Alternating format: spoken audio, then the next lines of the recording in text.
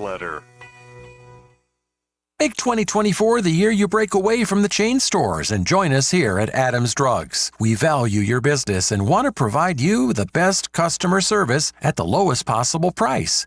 We've been serving up excellent customer service here in the River region for over 62 years. I made the swap to Adams Drugs and I couldn't be happier. Having a job and then getting 3 kids to all of their activities keeps me busy. I don't have an hour to waste waiting on a prescription. At Adams, they know me and my family. I get in and out in minutes, and when I can't get by Adams, they'll bring the prescription right to my door. What are you waiting for? Come in to Adams Drugs and let us earn your business. Our friendly and personal staff will talk with you and answer any questions you may have about your prescriptions. Your satisfaction is our #1 goal. Visit us at adamsdrugs.net for the location nearest to you. Adams Drugs is your local independent Health Mart pharmacy. Health Mart, taking the time to listen and care. The views and opinions of the following program are solely those of the host and other contributors. These do not necessarily represent those of Liberty Acquisitions 825, Blue Water Broadcasting, its management, staff, or any advertisers.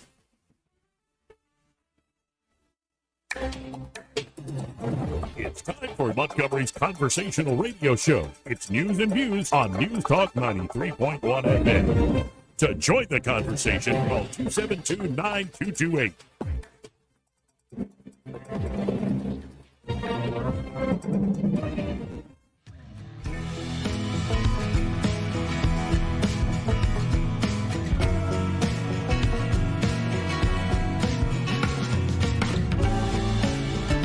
Fat broads and horse-faced lesbians. Shut up, silly woman.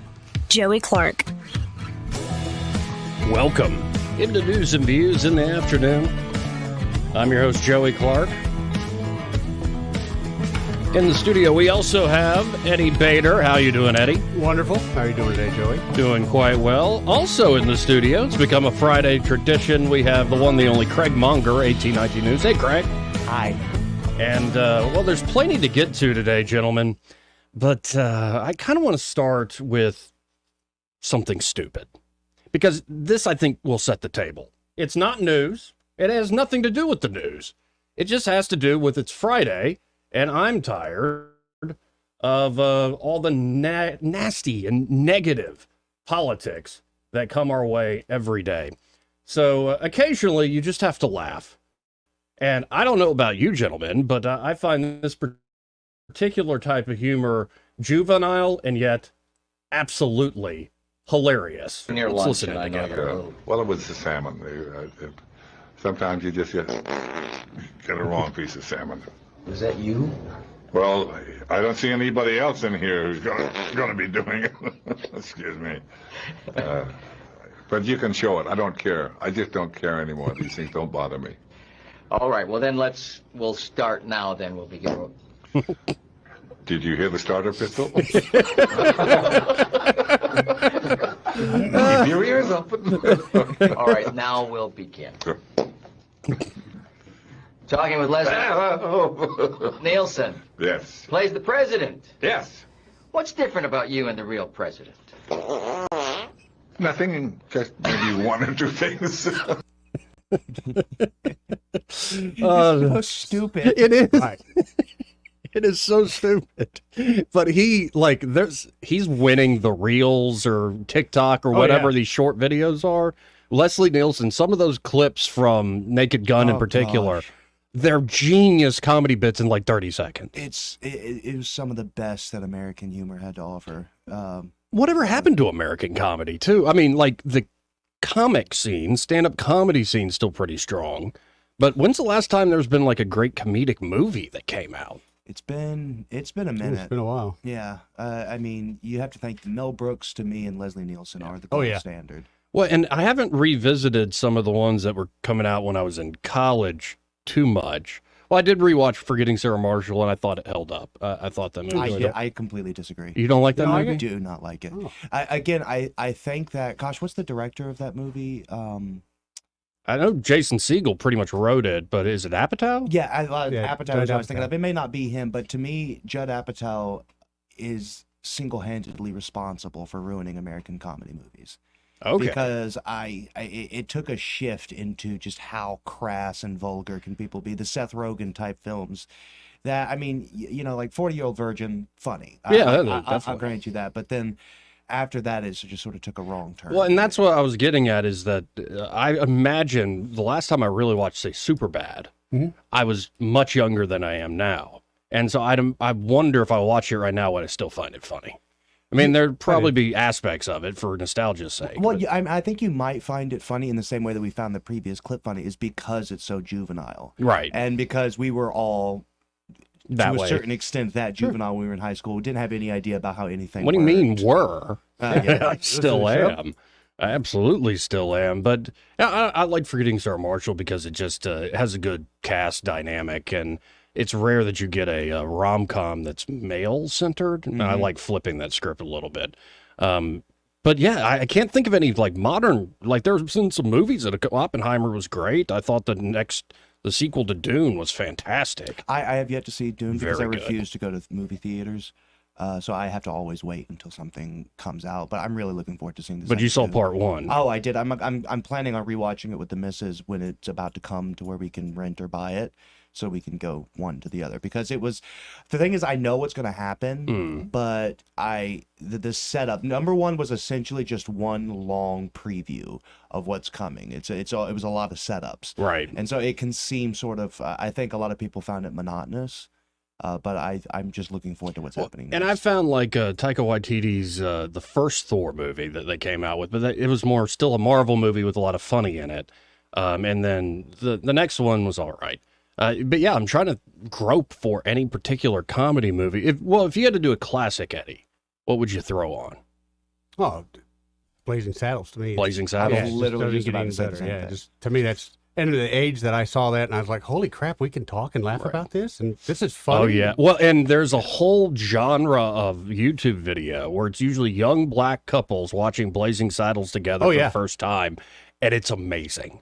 Like, and how much people are laughing and realizing, oh my God, they got away with this crap. Exactly. Genius comedy. I would say, yeah, most any Mel Brooks, Young Frankenstein, Blazing Saddles. I like Spaceballs a lot. Spaceballs, but I remember Steve Martin's The Jerk. I remember seeing that as a young The kid. Jerk Just is was funny. like, Is wow. Spaceballs to me is overrated. You think so? I'm so sorry, but I mean it's a fun watch, but it's I hadn't watched it in a while. So. it was like trying to be what it was instead of trying to be funny. It was Right. like we're gonna do a Mel Brooks movie. And and then the early 90s, the stuff I grew up and watched was like Wayne's World, Dumb and Dumber, Sure. Austin Powers. What a shame that Mike Myers just kind of, he got huge with Yeah. Austin Powers. He never could come up could with come something back, else. yeah. Well, the problem with that is I don't think that he's funny. And I think that that's when it screws up, is whenever you get a role that you fit in and you're able to play the characters and make it funny, Right. as opposed to being funny. Like a person, I think a person like that is Will Ferrell, who's also just not really very funny, which is why I think he's. I think Will Ferrell. I don't think as Will a Ferrell's human great. being. I don't Yeah. think as a human being, when you see him in his natural environment, not with a script, it's especially when he writes, it's just not funny to me. The last great American comedy that was ever made was Tropic Thunder. Okay, It was a good one. Tropic Thunder's And amazing. it's I think that's so all crazy Ben 'cause Stiller. They all talk about how it can't be made again. It couldn't be made today. Yeah. And it's ridiculous. But Yeah, Robert Downey Jr.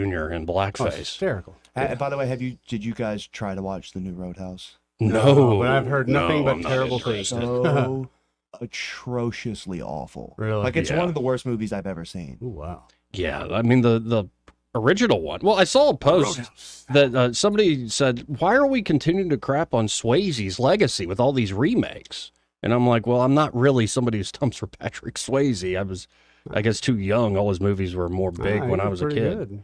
He did one where he played, I can't remember what it was called, but he played Alan Quartermain, King Solomon's Temple. It was an older one. You see, that's the thing with the old movies, is they have to be appreciated for their context and in their context. So, like for instance, Commando with Arnold Schwarzenegger was it's a cheesy action movie, but I will watch it 100 times out of 100 if I pass it, like if I'm just flipping channels. I have to watch. Same with Waterworld, The Right. Postman. Right. Well, and there are some that just hold up, like the Terminator movies. I think 1 and 2 hold up. 1 and 2 definitely. Predator holds up for Schwarzenegger. Predator holds up in That's a a big great way. movie. Yeah, because the Alien one. Yeah. I'm not so much a fan of the Alien versus Predator melding. No. Well, in Alien, the original Alien was much more about.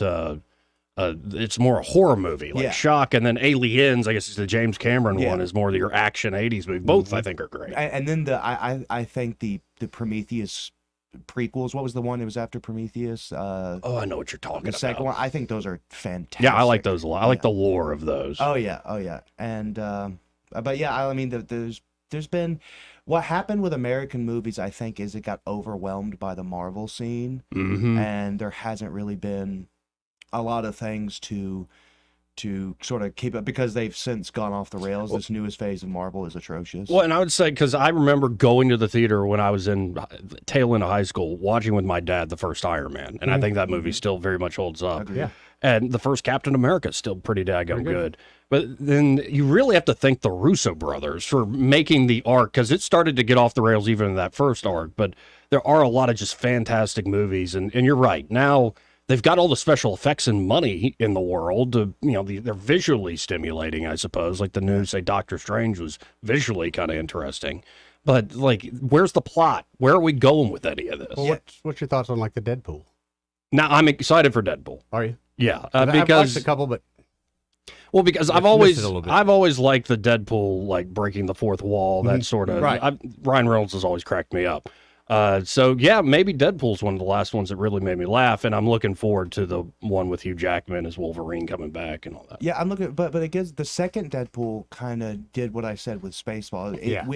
When you start trying to be the thing instead of trying to make something that is the thing, right? Then you fall off the rails, because the first Deadpool movie was this novel, like R-rated superhero movie where there's a lot of fourth wall breaking, a lot of humor. It was very good. And then you could say the same thing about the John Wick movies, by the way. Completely separate. It's like they tried to make a movie about John Wick instead of making a good John Wick movie. And so then you get into the realm of the preposterous, which is like you have a blind guy using like doorbells to shoot people. It's like, this doesn't make any a lick of sense. Then meanwhile, the rest of the movie, he shoots 85 people, not a doorbell in sight. So why do you need the doorbell? Well, and you could say the same of the Matrix. The first Matrix was, I thought, fantastic. I think the second is the best of the trilogy. Really? Yes. Wow. Man, all sorts of hot takes from Craig today. Well, I mean, because I like the fact that there's a good mix of real world Zion level conflict, and then there's conflict in the Matrix. Is that the one that has the architect in it? Yes. Okay. I actually, some people hate it. I kind of like that. And the two white dudes with dreads. I think the architect dialogue is fantastic. I think it's very almost... I think you could do a really deep philosophical dive into what the Matrix was. Now, one thing I hate about the Matrix is that posthumously the writers of it, have since done the sort of the J.K. Rowling thing, where they say the Wojcinski brothers. They're now the Wojcinski sisters. Yeah, and they say that it's a trans analogy. I'm like, no, it wasn't. You did not write it to be that way. No, you didn't. Wasn't. Don't lie to me. We can see right through you. Yeah, give me a break. And then the newest Matrix movie was, as far as I'm concerned, a war crime. I didn't even watch it. It's so abominable. Don't even. Yeah, and then I remember being there. I was young. I was like, man, Jada Pinkett Smith's hot. And then like, you see, this is fellas don't fall for the good looks. You said you could be tricked. Oh, I get it. A lot of people could be tricked. Yeah, a lot of people were. Will Smith was definitely tricked. Jada Pinkett Smith, really? I thought so at the time. Yeah, we have different tastes. I guess this has been more clear. Mr. You saw her in a movie with Billy Bob Thornton, did you? Did you see her in a movie with? No, Billy Bob I didn't Thornton? see that one. Speaking of classic comedy movies, Bad Santa. Bad Santa is that. I think that's we were talking the other day. Like a true Billy Bob Thornton role is Bad Santa. Okay, what about Sling Blade? Comedy or horror movie? No, I thought it was a great dark comedy. Really? Yes. Only a dark. Only a comedy in this. I mean, the scene with the band. And you tune an SOB, and then he rolls the guy out of the house in the wheelchairs. Like, that's need to practice, Randy. Yeah, need to practice, Randy. There are moments. What you aiming to do with that there lawnmower blade? You know, I'm aiming to kill you with it. Who hadn't laughed? Kill you with it. Well, maybe I need to rewatch it because I was young when I first saw it. I love that movie, dude. Okay, I'll have to some rewatch mustard it. on him. Yes. Let's go to Sam. Hey, Sam. how you doing there? Hey guys, gentlemen, thank you for taking my call. I got getting busy, but I wanted to call in real quick. And the comedy that I really liked as a youth, and well, I still like it. I got my own copy. The 1941, and I was always interested. That's it. And I was always interested. What I'm getting to is, in 1979 it was released. It did, it made money, but it made much more money overseas. And I believe there's jokes. I believe it was a reflection that we already, as a nation, were uncomfortable making fun of ourselves. Because there's a few jokes in it, and it just even then it was. I just think the movie didn't do as well as it should have because of a few off-color jokes, but it was all in good nature. Anyway. That was another comedy I seen when I was really young and loved it. I've never seen it before. It's just an oddball, really oddball, but John Belushi, of course, in it, and he just makes the movie. Plus, I was a huge Belushi fan. Yeah. Spielberg, he a lot of great gags. In 1941, Panic, the nation was at war. And of course, so I love, they tell a black guy to get in the back of the tank. A lot of little jokes like that, fun stuff, making fun of each other. And but it's funny, even then, it just it wasn't as well received as what I thought it'd be. Matrix, second one, best part of that, I shouldn't say best part. I liked it when they finally got to the interstate. When they finally they kept talking about that you don't go out in traffic, and then they said they actually built, instead of renting a section of road, it was more cost effective. They actually built that highway out in the dang. And people forget how revolutionary those set pieces were, and how technologically, filmmaking wise, and the same guys who were, I think, the true geniuses behind the Matrix are the same guys behind John Wick. They're the actual stuntmen and choreographers. Oh of the yeah, fighting. the choreography in John Wick and obviously the Matrix is second to none. Oh yeah. Oh, absolutely. That's all. I just wanted to chime in about that, guys. I hope you all have a good afternoon, and I'll be listening. Thank you. Appreciate it, Sam. And 334-272-9228 if you want to hop in on the program. It's Friday, and there's plenty of serious things, I suppose, to talk about. But Twitter seems to think that, there's this earthquake that happened, like Long Island, New Jersey. It was only like a 4-point something. Wasn't a big one, right? Right.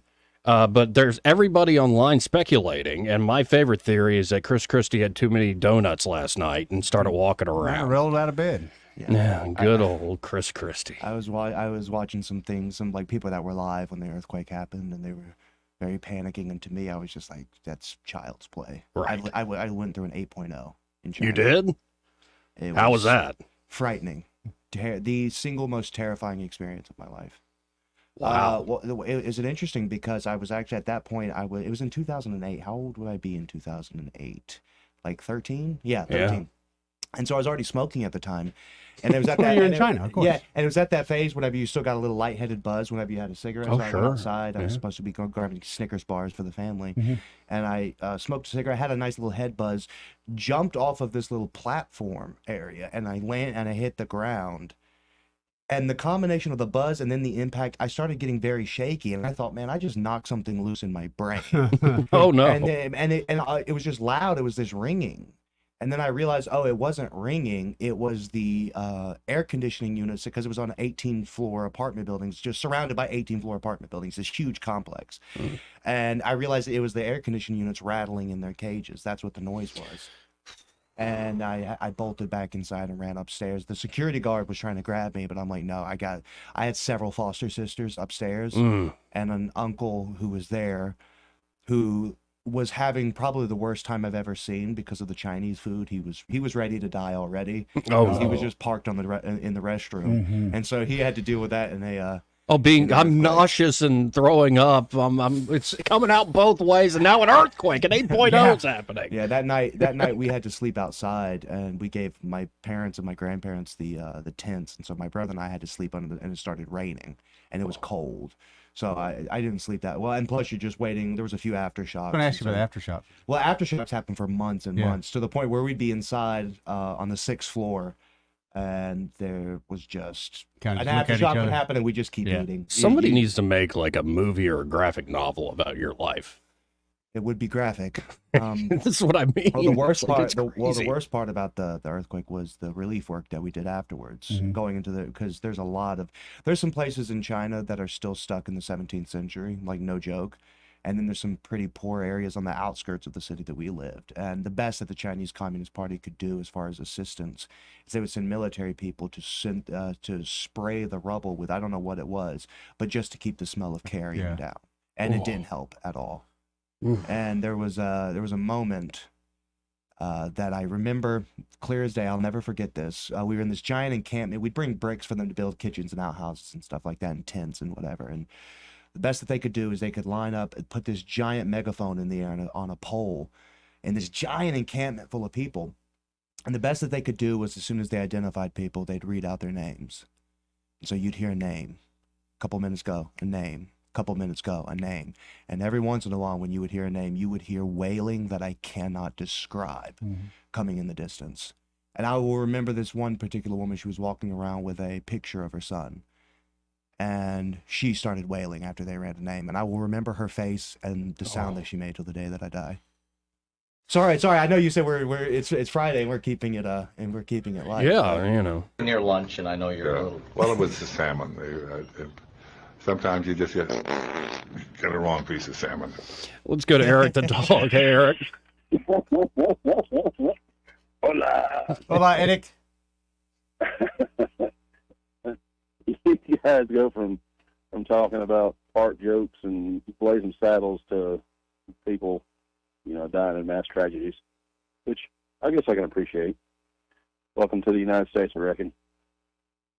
But I did want to tell you, Joey, you ought not talk like that. You're too young. You're just a boy. I wouldn't. That wasn't me. That was Craig. That's Craig. Craig was nailing it right there.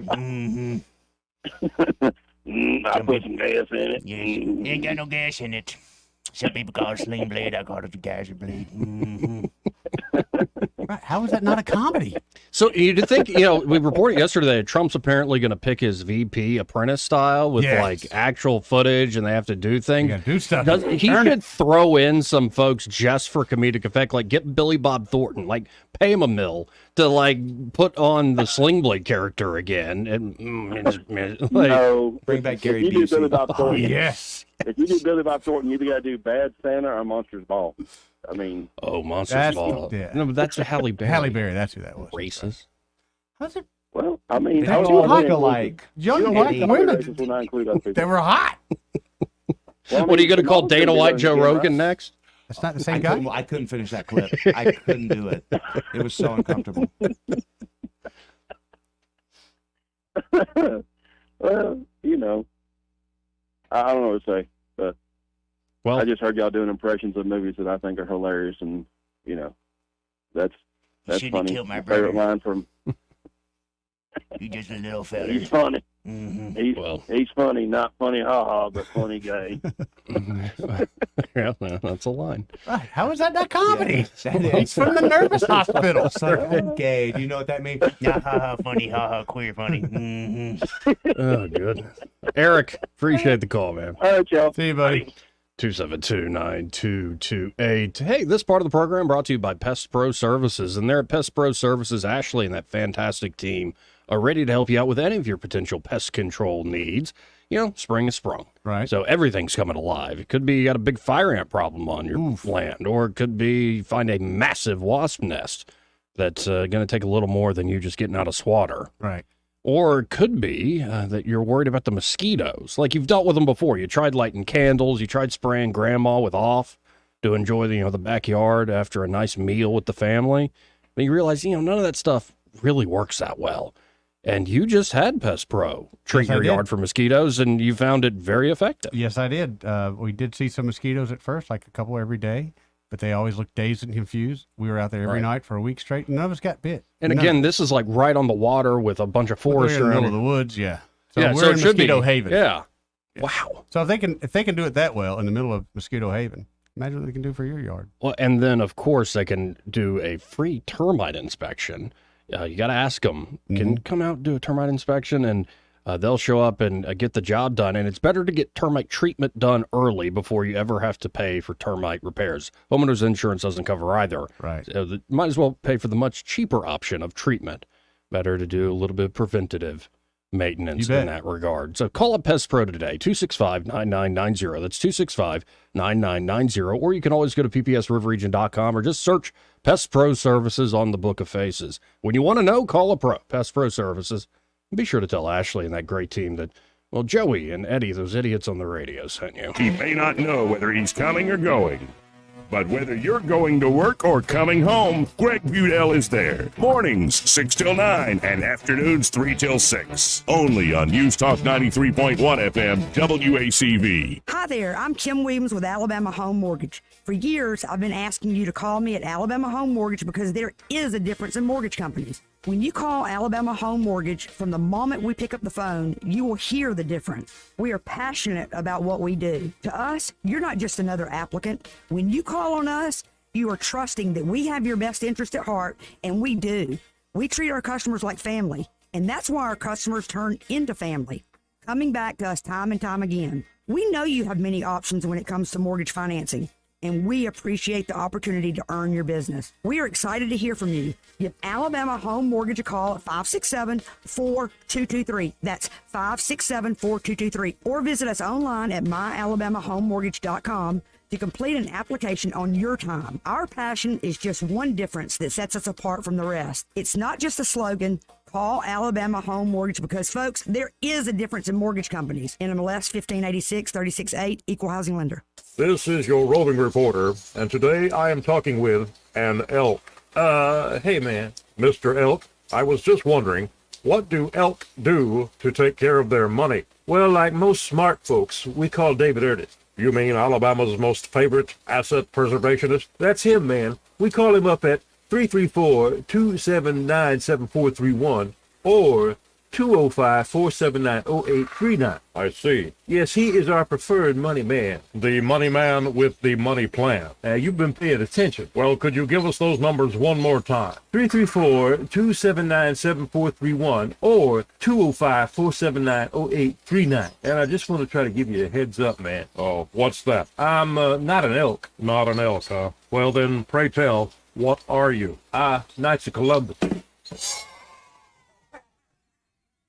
I am not even going to make a comment. Well, the baby liked it. We're David and Greg Figueroa, founders of Melinda's Hot Sauce. Customers say we've ruined all other hot sauces for them. So, we're sorry. For rocking your world. We're sorry we craft hot sauces from fresh, hot, flavorful ingredients, while other brands just use dried spice dust and vinegar. So a moment of silence. Set your mouth on flavor with Melinda's Hot Sauces. Find them at your local retailer or online at melindas.com. That's MELINDAS.com. Are you someone who tries to drive while distracted by your phone? Someone who props it on the steering wheel or peeks down at it for a glance? Or just scrolls and scrolls? If so, you could be the next person to get into a fender bender, get a ticket, veer off the road, or even cause a crash that kills you or someone else. Enough already. Put the phone away or pay. Paid for by NHTSA. For too long, Alabama's statewide news companies have shamed us for our conservative Christian values. Alabama deserves a news company that cherishes our culture, a company that isn't bought and paid for by the powers that be. 1819 News is that company. Run by Alabamians for Alabamians, 1819 News celebrates what is good and beautiful about our state, while exposing those who work against our values in secret. Just go to 1819news.com to learn more. Subscribe to our newsletter. That's 1819news.com. When I'm walking in the door, the biggest fish in the room, I'm saying, hey, I'm Tudor Boy, let's take a picture. Because with business, it's your association. Shadrack Tootle runs Tootle Boy Sports. He is perhaps the most charismatic person I've ever met, and I talked to him about how he uses that charisma to grow his business. Listen to What's Working Saturday noon or find us online at what'sworkingcam.com. News and talk without the static. The River Region's most trusted voice. News Talk 93.1 FM WACV. This is how you conduct yourself in a democracy? Joey Clark. Welcome back. So apparently, all sorts of states around this great nation of ours, they are declaring an emergency over this upcoming solar eclipse. The Indiana governor has declared a state of emergency ahead of the April 8th solar eclipse in anticipation of massive crowds coming to see the celestial phenomenon. Wait, so people looking up is a problem now? Together? I guess. I don't know the purpose behind that. But it's also Canada's Niagara region declared a state of emergency ahead of the rare total solar eclipse on April the 8th. The mayor of Niagara Falls, Ontario, estimates it will see up to 1 million visitors compared to the 14 million it sees in 1 year. So is it just crowd control? I guess. I don't know why you need a state of emergency to control the crowd. State of emergency declared in New York counties ahead of the solar eclipse on April the 8th. Texas County declares state of emergency. I guess, okay, there is going to be a very clear path where it would be a fully total eclipse. Yeah. Maybe anybody within that path is getting ready, I suppose. I guess. I've seen a total eclipse. There's nothing to write home about. It gets dark for a little bit. Was it a total eclipse of the heart? I was thinking that. I was going to see, you ever seen one of those? Turn around. What was that thing with the last total eclipse they had? They had, what's her name? Who sings total? Bonnie Tyler? Yeah, they had her on. Sorry. I need a hero. And the cigarette voice, they had her sing some, and it was just atrocious. My favorite thing was Shep Smith covering the eclipse on Fox News. The contempt with which he had. Oh, really? That he had so much contempt for the fact that this was being made into such a big deal. I swear, you need to look it up. You need to look it up, Shep Smith eclipse, because he was on there, and he was, he's a very subtle gay man. You're right. But, well, not if you're at a dorm party in Mississippi. Well, that's true. The first one, Shep Smith, hilarious eclipse coverage. Okay. He was not having any of it. All right, I got to share this on the screen. We'll listen in together here. It's only a 2-minute, I think, mashup. Eclipse of the Sun Watch 2017 on Fox News Channel. The excitement must be building and building like fireworks. If I put this here and my phone here, I have a total eclipse of the phone. Fascinating. It's amazing. Oh my God, the moon has gotten in front of this. Okay, well, I don't know. It's interesting looking. The sun looks a little like the moon up there in my wall. If you mention it, you got to sing it. Where the deer and the antelope play. Wow! Would you look at that? It's a total eclipse of the sun. And you look up. They know this is all it's going to be, right? Just a moon over a sun. Oh, the sun's coming back now. Cameras are coming out. Oh my goodness, that didn't last long. Yoo-hoo! I want to hear more. No, because now you can look at the thing. It's covered, so you can look at it. Oh my God! The sun is returning. Jalapeno. How was it? Response: weird, dark, cold, another dark, amazing. I love nature. Amazing. I'm going to die now, and we hope that doesn't happen. Want to see a total eclipse of this monitor? It's totally eclipsed. Well, we're having a good time, too. And there's some people who think we should take this a little more seriously on the Twitter. Because for us, this is just a lot of fun. We've been watching the path of totality so you can catch a DC on screen if you run. Do you know that it goes like old NASA stuff from the 70s whenever you move around? It's because of the sun. And then over on MSNBC, it's just sort of dark and vacant. They're not going to have, what is it? Not a total eclipse of the sun down.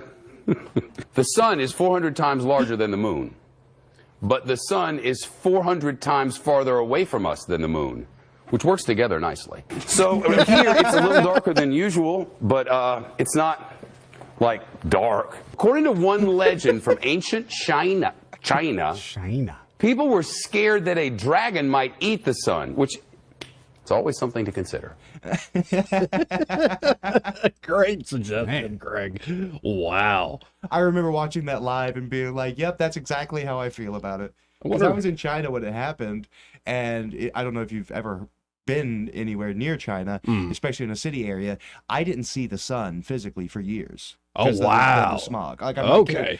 I didn't see stars for the majority of my childhood because that's just the amount of smog that was in the city that I lived in. I remember when I got off the airplane looking up and just being like, whoa, what? So much. Yeah. So all it did was just get dark and then bright within a few minutes. And I was like, well, that was lackluster. Let's go to Papa B. Hey, Papa B. You know what excitement there. Clips of the. I tell you, some people what they trend toward is kind of odd. But this whole discussion about 70s and 80s movies, man, you're getting old, Eddie. You know when you're getting old, when you don't even want to see the new stuff, the new movies. Oh, All you want to do is kind of camp out around, what used to be. This is very true. And so I've got all those old movies on Amazon Prime. I already bought them. I just recycle them. I go through them like mood music in the background. And the Schwarzenegger stuff,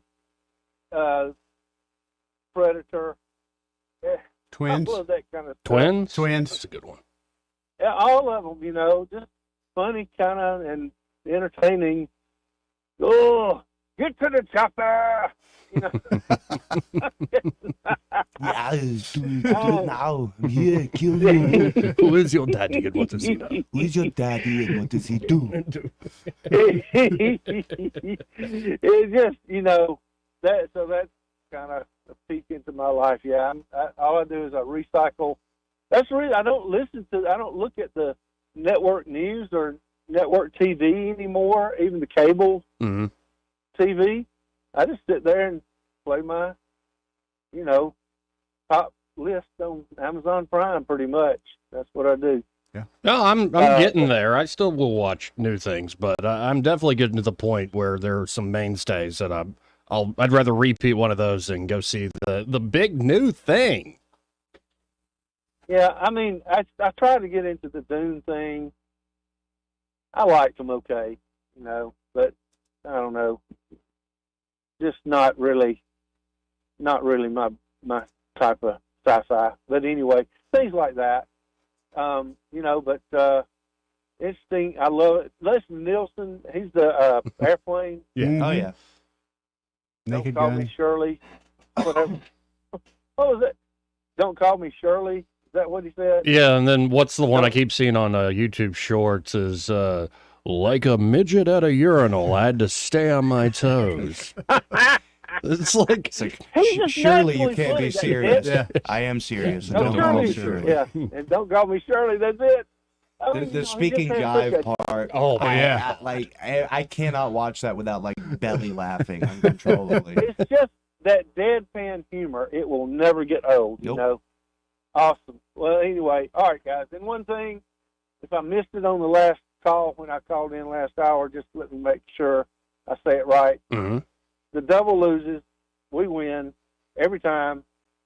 Important distinction. Sorry if I got it wrong. I must have been a little bit nervous. Okay.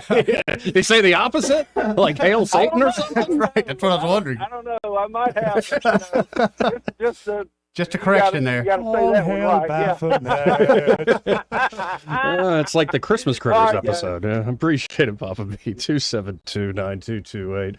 I love that episode of South Park. It's so good. Which one? The Christmas Critters, where they save the little woodland critters. They think they've done a good thing, and they're like, "Oh, thanks for saving us and killing the panther or the cougar or whatever. We can now summon our Lord Satan." And it's like, whoa, what did we do? What did we do? Let's go to Boomer T. Good afternoon, gentlemen. What's up, Y'all Boomer seem like T? y'all having a big time today. Beautiful day on Lake Jordan. In 2017, we had the last eclipse. There was about 6 of us out here. We went out here in the middle of the lake out here and got ready for it and everything.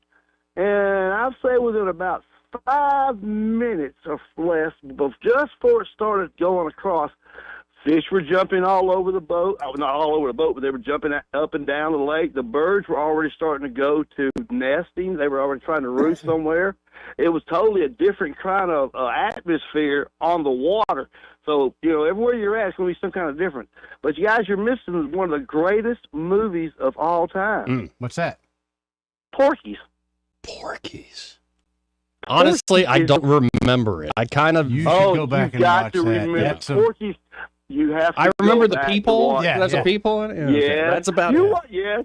You want us to hold up the whole... Oh, gosh, it is hilarious. And then it's just that right there. And then how about Stripes?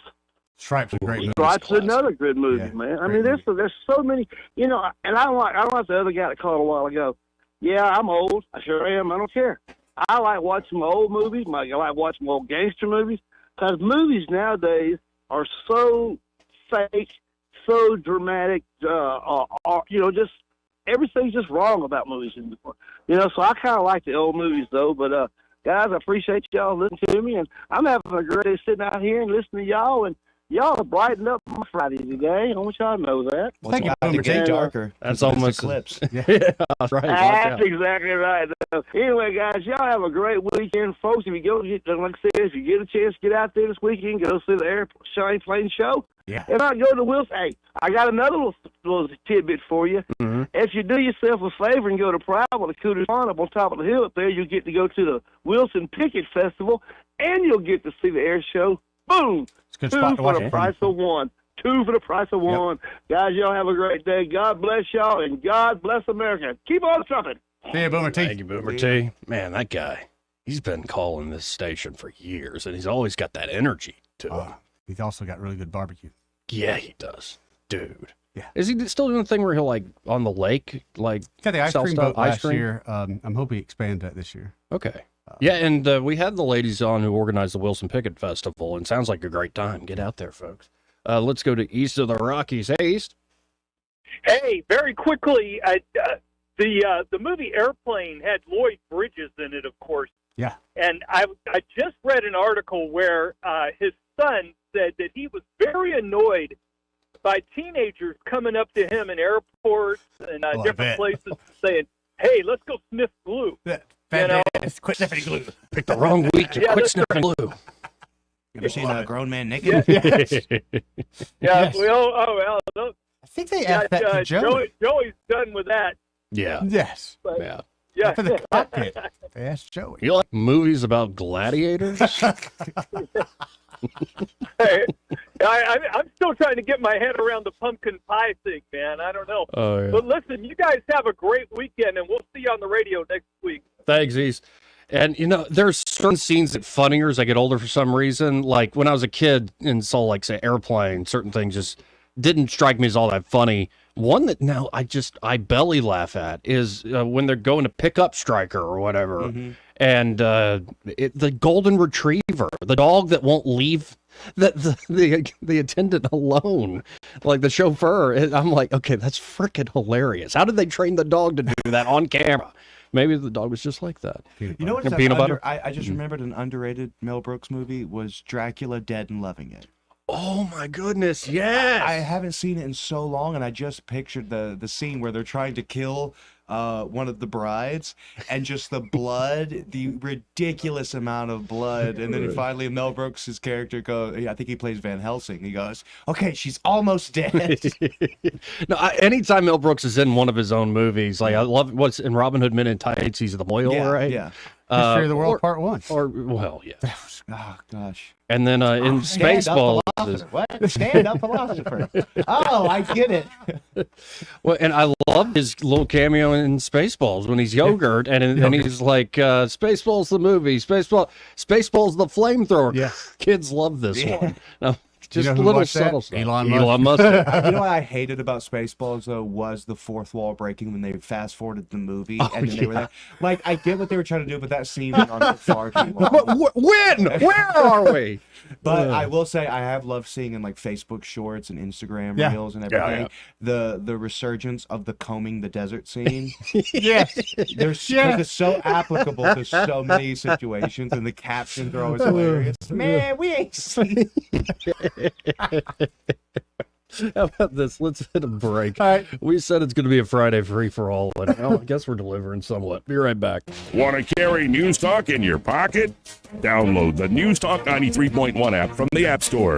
Available on iPhone and Android. Never miss a moment. Download now.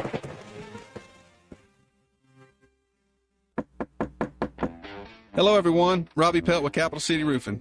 If you think about it, your home is your biggest investment in life. Your roof covers your home, so why jeopardize your biggest investment on a roofer you don't know anything about when you can deal with a reputable roofing company like Capital City Roofing? We have an A+ Better business rating and the best manufacturers and workmanship warranties available. We do all residential and commercial roofing applications that are certified through the manufacturer to ensure you get the best material and workmanship money can buy. We also have your project in our best interest before and after construction has been done. Don't hesitate to call us if you have any roofing issues or questions. We will match any of our competitors' price and give you the same great workmanship warranty. We also give free estimates. Give us a call today and let us show you the difference. 277-3311. That's 277-3311. Or you can check us out on the web at www.capitalcityroofing.com. Capital City Roofing. We capitalize the roofing industry. Lewis at the Capital Oyster Bar, and I just want to tell you, if you're in business or got an event coming up and want to do some advertising, wisely spent dollars are spent down here at Blue Water Broadcasting. All the guys are nice, easy to work with, and I see results, I guarantee you. Radio works. It's as simple as that. Call us to find out how radio can work for your business. Blue Water Broadcasting. Local folks helping local business. With the Wall Street Business Report, I'm Rich Thomason. A better-than-expected showing for the job market in March. The government reports American employers added 303,000 jobs last month. The general consensus among economists was for the addition of 200,000 positions. The robust hiring comes on the heels of 275,000 jobs added in February. The unemployment rate fell from 3.9 to 3.8% last month. With the nation's consumers continuing to spend, many employers have kept hiring to meet steady customer demand. Apple is cutting just over 600 jobs in California, the first big wave of post-pandemic layoffs for Apple. It comes amid a broader wave of tech industry consolidation. Shares of Johnson & Johnson rose modestly pre-market after the pharmaceutical giant announced it's acquiring medical technology company Shockwave in a $13 billion deal. For the Wall Street Business Report, I'm Rich Thomason. The Rich Thomas Weather Network, brought to you by Montgomery Paint and Body. From a little fender bender to total body repair, MPB will fix it good as new, maybe better. For over 35 years, the Turner family has been getting you back on the road. Call 279-7325. Rich Thomas Weather. Well, hi, everybody. Even though temperatures are still running way below normal, it's really a good weekend forecast. I think you're going to like it. Abundant sunshine today. I've got us near 70 for a high. Clear skies and quite chilly for early April tonight. Low temperature 38 by dawn. Tomorrow, 71 for a high on Saturday with mostly sunny skies. More sun, nice warming Sunday, high in the upper 70s. Then on Eclipse Monday. I'm not optimistic about the cloud cover situation Monday afternoon. Widely scattered showers possible, high 79. Keep your fingers crossed. From the National Tropical Weather Conference, Rich Thomas for Blue Water Broadcasting. Thank you once again for voting ASE the best credit union and best mortgage company in Central Alabama's Reader's Choice Awards. We're honored to serve our members for 69 years in county. ASE Credit Union, your life, your goals, your ASE. The Tears family has been your local Roto-Rooter service since 1964. Drain cleaning, plumbing repair, and those troublesome septic tanks, no problem. Technology has changed a bit in the last 54 years. Video inspections of lines to locate problems is available, as well as scheduling your appointment online. River Region residents have trusted Roto-Rooter for over half a century. You can too. Call today at 272-7130 or visit online at rotorooteralabama.com. Call Roto-Rooter, that's the name. And legal troubles down the drain. Roto-Rooter. The River Region's first and only news talk station on FM. Live, local talk. News Talk 93.1 FM WACV.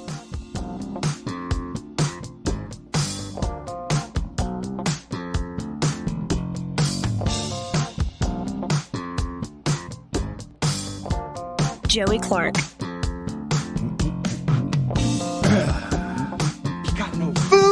Got no jobs. Our pets' heads are falling off. Man, I think that describes the Biden economy well. Oh, yeah. Yep. How about this? Let's go right to the phones. 272-9228 if you want to hop in and go to Jim. Hey, Jim, how you doing today? Hey, fine. I know y'all are kind of keeping it light, but I had a question for Craig there. Sure. You had an article the other day on the 1819 news site on the internet about this Prattville Pride group. Yeah. And the way that article was written, it sounded like the city of Prattville was hosting this thing. Except that the article said and they really weren't. They had nothing to do with it. Yeah, I know the article said that. It said that the Yeah, city well, itself isn't it was just kind of confusing because when I first looked at it, it sounded like they were hosting it. Did you read the article? Yes, I sure did. So then that should have cleared it up. I mean, Yeah. I mean, I'm not getting on you. It'd be fine if you were. I wouldn't care if you were, but I'm saying, like, I don't know what more I could have done other than say that the city isn't hosting it. Yeah. They're this group, this Prattville Pride, they're just a bunch of troublemakers. That's the same group that's involved with the library, and I guess they're doing this kid-friendly Pride Day to get back at the people, because of what happened with the library. This is their way of, I guess, of retaliating. Yeah, And, I don't think it's a retaliation thing. First of all, I don't think it's going to be a massive event. It's not going to be anything akin to a parade. No. But yeah, I mean, it is just a group of people that a lot of the organizers are people that are regular faces in support of the explicit books in the library. So you're spot on about that. But I don't think it's going to be much of anything. Mainly because I don't think they have the funding. They've done some stuff to like fundraise for it, but I don't think the appetite really is there. I think increasingly, especially in smaller towns like Prattville, Pride events are becoming more and more distasteful to people just because of the gaudiness and the flamboyance that typically accompanies those things. Yeah. Like I said, I'm not getting on to. Maybe I'd read it wrong. I apologize for that, but it was just. The main thing was that this group, they ticked me off because they're always causing problems. Well, I appreciate the call, Jim. Yeah, and to come out and call it a kid-friendly Pride Day, that's a little weird there. Yeah. But anyway, come to find out, they're going to have some rainbow-colored baby sheep, and we're just very confused. Yeah. Get it? But Well, thank you, Jim. Hey, okay, y'all have a good one. Appreciate it. Doodles. Let's go to Red Top. Hey, Red Top. Hey, guys. I'm not even going to comment about that because that's such an old news for somebody who lived in Atlanta in the 80s. But You hung out with RuPaul, right? I didn't hang out. He was in my van. Hey. What is that? Hey, Somebody's in the van. That's a hang. Oh, yeah. Okay, so I hung out with RuPaul in 1989. And he wasn't near as famous then. I didn't think he was very impressive then. I don't think he's impressive now. Was he don't tender? like any other damn drag queen. So they don't really rate very high on my scale of people who are getting the world a better place. Now, main concern for me yesterday was two things in the news. If I can talk about this, and I think it's a hell of a lot more important than RuPaul. It's first of all, John Kirby getting out and literally saying, and probably blinking too, the United States is not for Taiwanese independence. Period. Why is that news? Because we have somebody saying it at the top of the administration. But that's been the one China policy for decades now. I know, but they complained the hell about, but now they're kissing Chinese butt, and they want it to remain that way. Is what I'm outraged about. So why complain about something you want to remain the same way? The next thing is them jumping on the immigration bandwagon. I don't know if you saw Jean-Pierre and all these people talking about the 6 or 8 guys that died on the bridge that were all immigrants. Where would we be without all these wonderful people to do our work for us? And their clear message, I heard this from more than one source, that all this surge of immigration is going to continue through 2026. And this is what confused me, why they used the number 2026. I don't know what is the benchmark of 2026. Do you guys know? I don't know off the top of my head, no. Yeah. So if you haven't heard that, you might want to look into it. It was both on Newsmax and NTD News. Of course, not on any of the national networks. But and another big caravan coming. They're going to keep loading the people in because we can't live without them. And that's the same crap I heard when Ronald Reagan was president, unfortunately. Yep. So that's just my comments. I hope I'm going to the air show tomorrow. God, those F-16 or those Blue Angels were flying like, it looked like 200 feet in the air above Highland Gardens yesterday. It was kick butt, guys. All right. So we're going to have a good time tomorrow. Well, thank you. Have a great weekend. Thank you. Appreciate it, Red Top. Hey, we got to hit our top of the hour break. We do have some news, especially some state stuff we could kick around, trying to make sense of it, honestly. I don't have the answer, but like this ethics bill, we can also check in on the latest, check the temperature of the gambling legislation that's going back and forth between the two chambers, and also kind of Alabama adjacent, because it's an Alabama U.S. representative. Mike Rogers slams House members against more Ukraine funding. Some of them are stupid. That's a quote. And he said, well, some of them are just ignorant. They're not stupid. Like, so is Barry Moore ignorant or stupid, Mike? But we'll get into all that. There's plenty to get to today. We'll be right back. Broadcasting from the Riverside Chevrolet Master Control Center, this is WACV Cusada, News Talk 93.1 FM. When it's Chevy, it's Riverside. With SRN News, I'm John Scott. The Israeli military has dismissed 2 officers and reprimanded 3 others for their roles in drone strikes in Gaza that killed 7 aid workers on a food delivery mission. Meanwhile, U.S. Secretary of State Blinken says the measures the Israeli government has announced to expand the flow of aid into Gaza are welcome, but may not be enough to meet the Biden administration's demands for dramatic improvements in humanitarian conditions in the territory. President Biden expected to get a first-hand look at efforts to clear away the remains of the collapsed Francis Scott Key Bridge in Baltimore. Cranes, ships, and diving crews working to reopen one of the nation's main shipping lanes. Biden also meeting with relatives of 6 people killed in the collapse. On Wall Street, stocks are higher, the Dow up 360 points now. This is SRN News. Wesley Financial Group is not a law firm. Are you a victim of the timeshare trap and think there's no way out?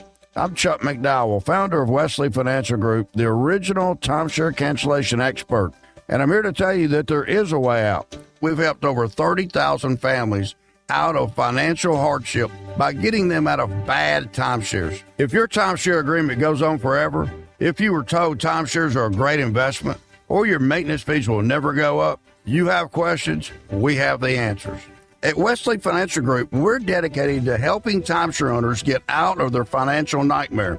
All you need to do is give my office a call. I will send you a timeshare exit information kit absolutely free, explaining how the timeshare industry works and your options for cancellation. Call now for your free timeshare exit information kit. 800-256-5533. That's 800-256-5533. 800-256-5533. Rich Thomas Weather, a service of Wiley Sanders Truck Lines, where dump truck drivers are in demand. Wiley Sanders is on the grow. We need dump truck drivers now. Call 855-77-9785. Well, hi, everybody. Even though temperatures are still running way below normal, it's really a good weekend forecast. I think you're going to like it. Abundant sunshine today. I've got us near 70 for a high. Clear skies and quite chilly for early April tonight. Low temperature 38 by dawn.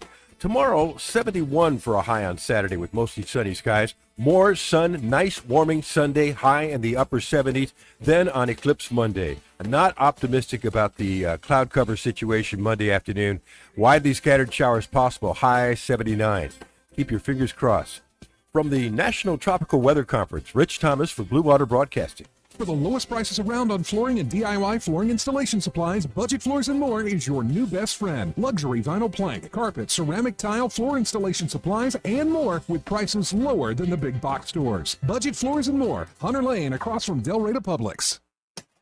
From the Blue Water Broadcasting News Center, here's today's top stories. A top U.S. cabinet official was in Montgomery this week to discuss revitalization efforts with Mayor Stephen Reed. U.S. Transportation Secretary Pete Buttigieg toured some West Montgomery sites where the city is investing $36.6 million in federal grant money. A deputy with the Montgomery County Sheriff's Office is in critical condition after being involved in a crash Wednesday night. 21-year-old Jeremias Young was involved in a single vehicle accident around 7 p.m. in the 4500 block of Hobby Road. Young has been transported to UAB Hospital in Birmingham for advanced treatment. The Beyond the Horizon Air Show featuring the U.S. Navy's Blue Angels takes place this weekend at Maxwell Air Force Base in Montgomery. Gates open at 8 a.m. on Saturday and Sunday. Opening ceremonies begin at 11. The event is free and open to the public. You won't need a military ID to get on base.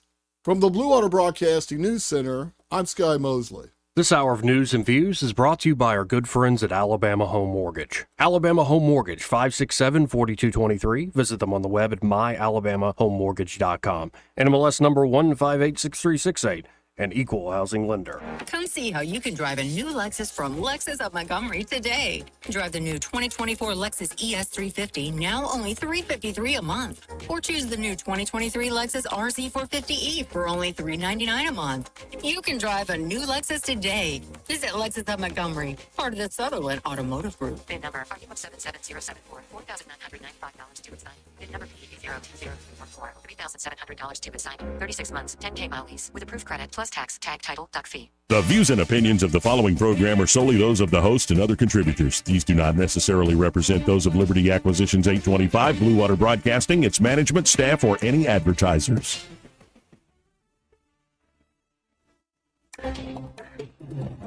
It's time for Montgomery's conversational radio show. It's news and views on News Talk 93.1 FM. To join the conversation, call 272-9228.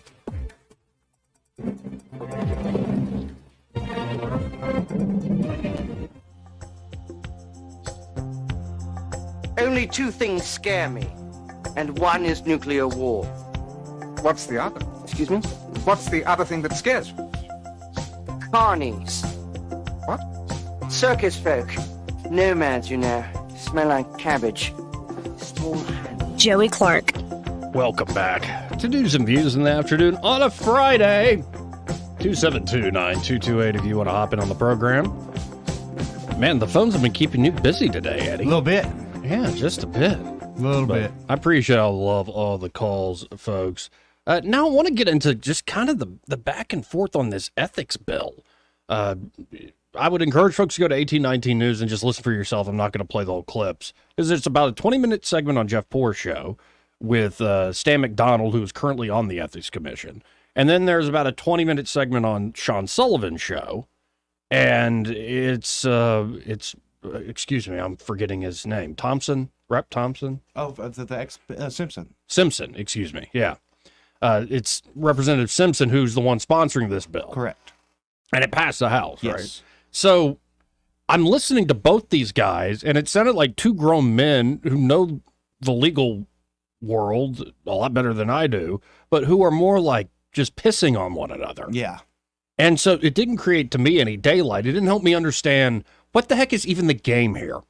Because I read, for instance, Attorney General Marshall's op-ed, where he said they're lessening penalties for conflict of interest matters, like, you know, lobbying on your own behalf to enrich yourself, or being a direct lobbyist advocate for another business you're associated with while you're in the legislature. And he's saying this new bill is going to downgrade that to essentially a speeding ticket, to a misdemeanor. And then you have Simpson saying, no, the people like the AG or any DA, and I'm used to be a prosecutor, they could still go after bribery and these sorts of things like that. Yeah. So I'm having a little trouble in the sense that I'm hearing a lot of folks talk past one another, accuse one another of felonies and all sorts of foul play, and you're a Democrat or whatever it is. But I'm sitting here wondering, when I hear all that sound and fury, what is actually the game being played, and what are the actual stakes of this right now? Now, you had a chance, I believe you did a write-up, right, on it passing the House. Oh, yeah, I did. So what's your sense of the bill? My sense of the bill is that it would be impossible to make the ethics laws in the state worse. Because as someone who's dealt with these situations pretty extensively, the Simpson has a point. The language is confusing. And when it's less clear, then it's essentially up to the discretion of the Ethics Commission itself to interpret vague and ambiguous language, and they often make the wrong call. So when you can, and I get it, he's Marshall claimed that it would that people can now it would now be a civil penalty if people vote with a conflict of interest instead of being a criminal thing, and or sponsor legislation with a conflict. Correct, and and sponsor legislation, which they do, by the way. Oh, Come on. So I think that that's kind of a moot point, to be honest. But what Simpson said, and it's true, it's in the bill. It used to be, and he gave an example of this has happened before. He didn't say who, but I think people can guess, where a person received money from a mistress to do something in the House and to pass a piece of legislation. And under the current ethics laws, that's not prohibited because they have a very specific amount or number of people connected to you. You're like your father-in-law, your mom, your brother, your sister, your aunt and uncle. Doesn't cover mistresses. In this new piece of legislation, any person who gives anything at all ever for a quid pro quo, that is now a crime. And it's now a Class B felony. So I think that is ultimately the positive thing that the legislation does. And it does address gifts. Now, I mean, it addresses specifically what lobbyists are allowed and not allowed to do. And it says that they can't spend a certain amount of money throughout the year on a particular, I think it's $500 in a year. Which, by the way, I mean that's not going to get you much if you're a lobbyist. And so it's really mainly for things like meals or going to a bar or going to a cigar lounge or God knows what else. Which I mean could still. But I like the current rules because if I'm ever invited by a rep, I know they got to pay. Exactly. But again, I think the current amount now is $35, and they just jumped up to $100 in one particular time or $500 in a year. So I think, again, could you quibble with it and say which ways you think you can make it better and that? But I think ultimately it's a good bill. And one thing, and I could just be completely wrong in this because I'm just speculating, but it seemed like, is it possible that, say, the Attorney General realizes that if it's up to him or some DA to actually pull the trigger on charges, isn't that even more political and puts the AG or a particular district attorney into a very hot situation where they'd rather the ethics deal with it in certain ways? It's possible. I think if I can't, I'm certainly not in a position to speak for Steve Marshall, but if I were Steve Marshall, I would be more frustrated that the Ethics Commission has not necessarily done its job for the past several years. And now a lot of the onus is being put on me in my office because they refuse to do their job. So I think that that's a bit of his frustration. But I think that that's kind of what you have to do. If you have a governmental body that is refusing to do their job and to do it appropriately or efficiently, then the extra weight has to go somewhere else. And, Marshall has obviously gone head to head and had plenty of disagreements with the ethics commissions over the years. And so I think he should almost be a little bit happy that now he has the discretion to go after certain things that he thinks are inappropriate or illegal.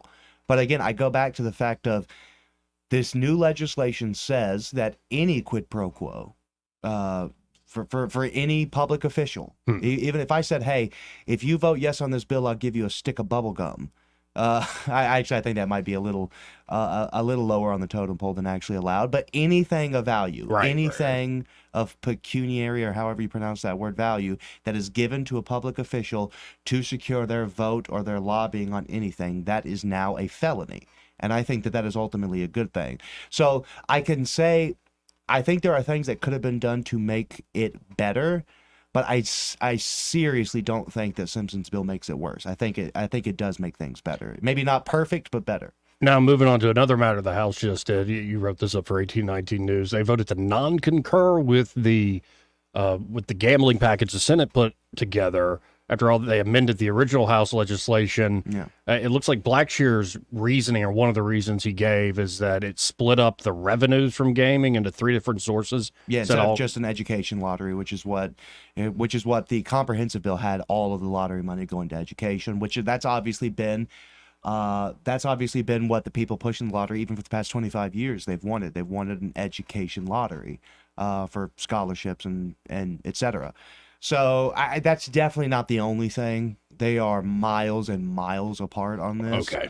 And if you know, gun to my head, betting man, pun intended, I would say that this kind of just dies. And then there's another one you wrote up, and I think I agree with this legislation. On Thursday, the Alabama House of Representatives passed legislation requiring the automatic activation of electronic device filters for minors that prevent exposure to obscenity and online content. For lack of a better term, this is a porn filter? Yeah, pretty much. I mean, and these filters already exist on every smartphone that you have. The only thing that this would require is that when those devices are activated for someone who's under the age of 18 in the state of Alabama, that's automatically turned on, and the provider, you set up a password to turn it on and off when you set up the phone. Okay. And so you can turn it off or do whatever you want.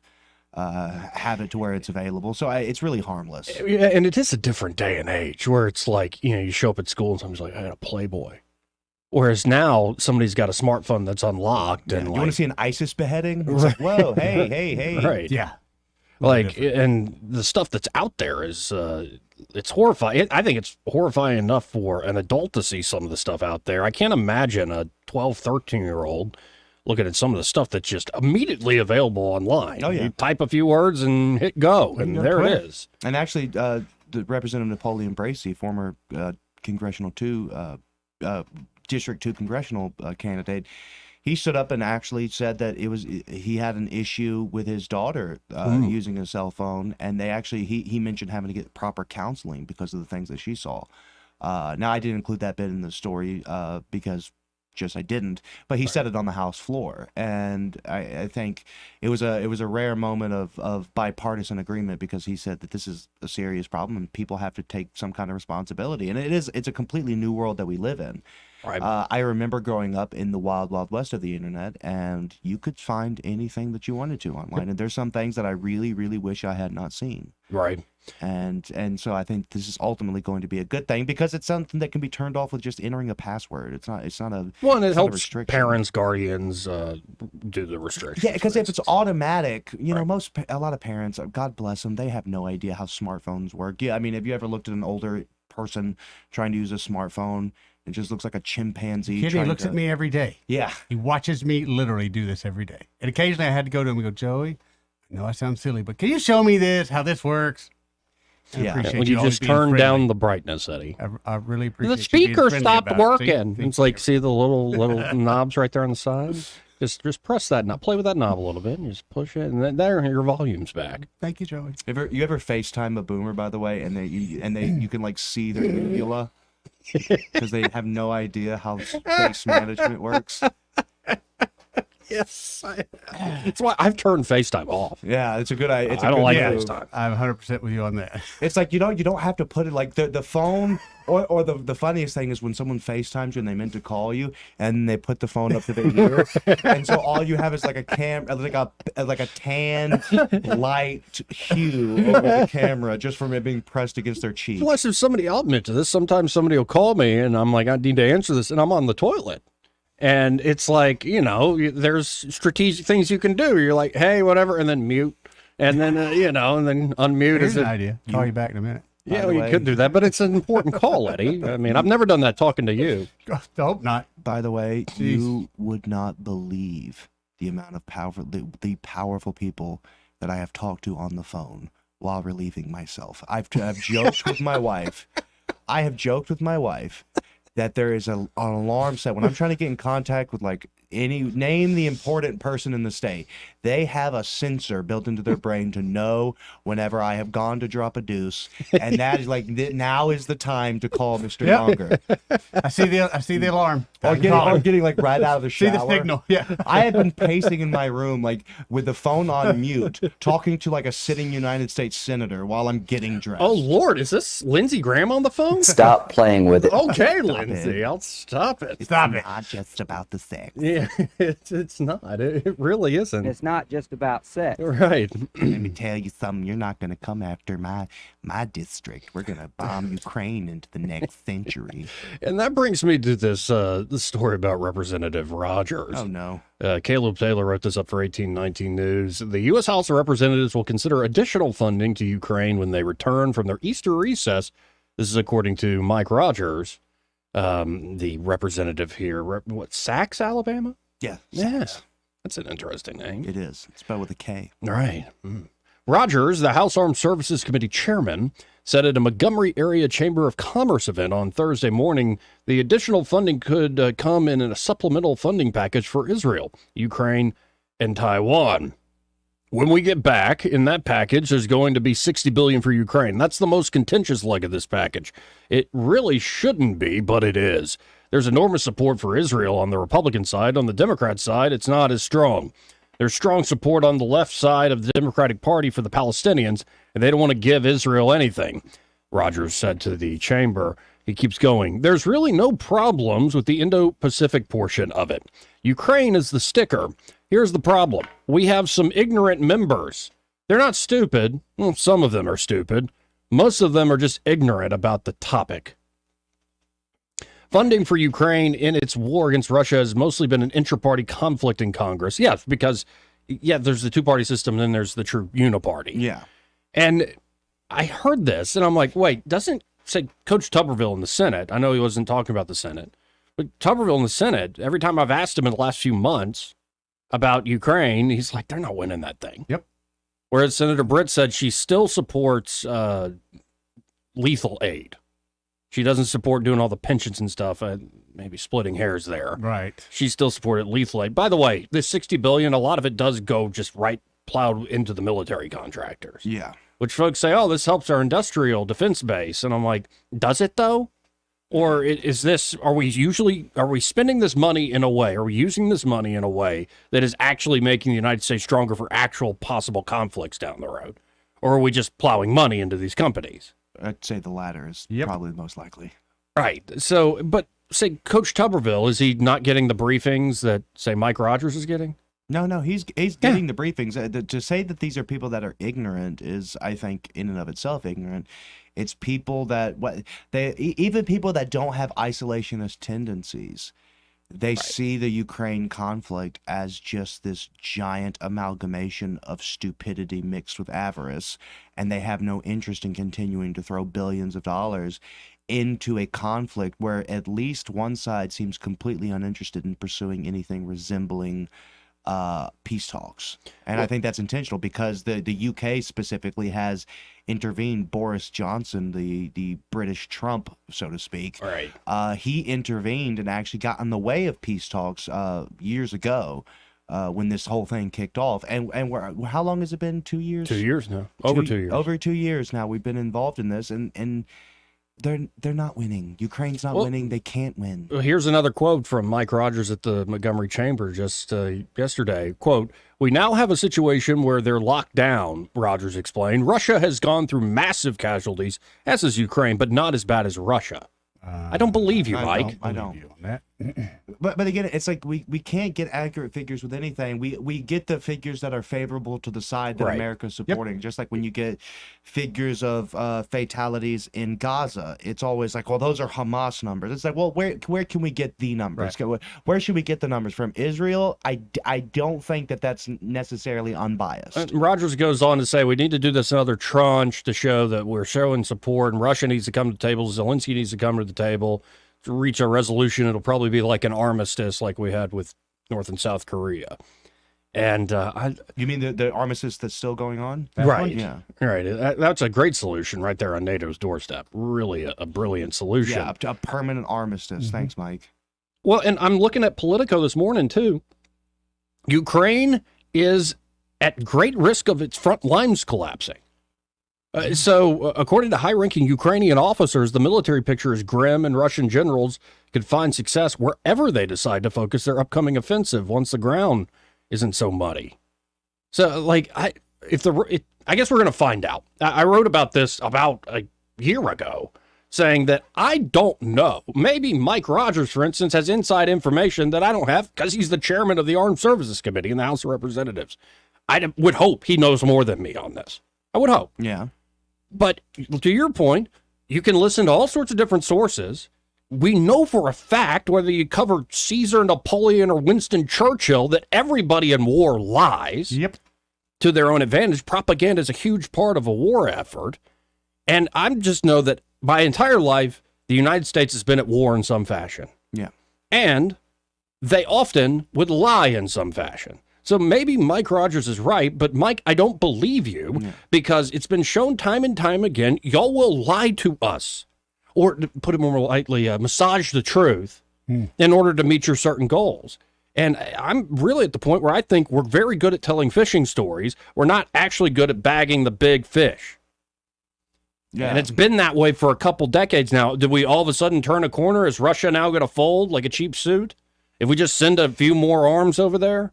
If we send more, say, mercenaries over there from all sorts of different countries? I just don't buy it.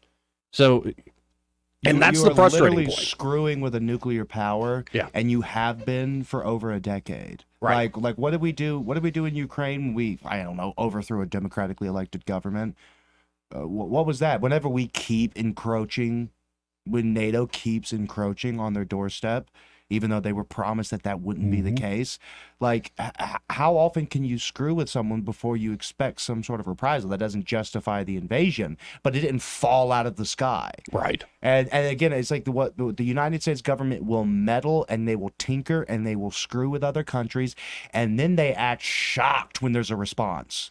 They act like, what? Oh, I'm sorry. We've been starving. We've been assisting the Saudis and starving the Houthis for over a decade, and then we're just shocked whenever they respond against some cargo ships. It's like, wait, where did that come from? What did we do to the Houthis? I don't know. We've been giving arms to the Saudis for a decade to absolutely annihilate them. And you know what? They're probably a little peeved about being starved.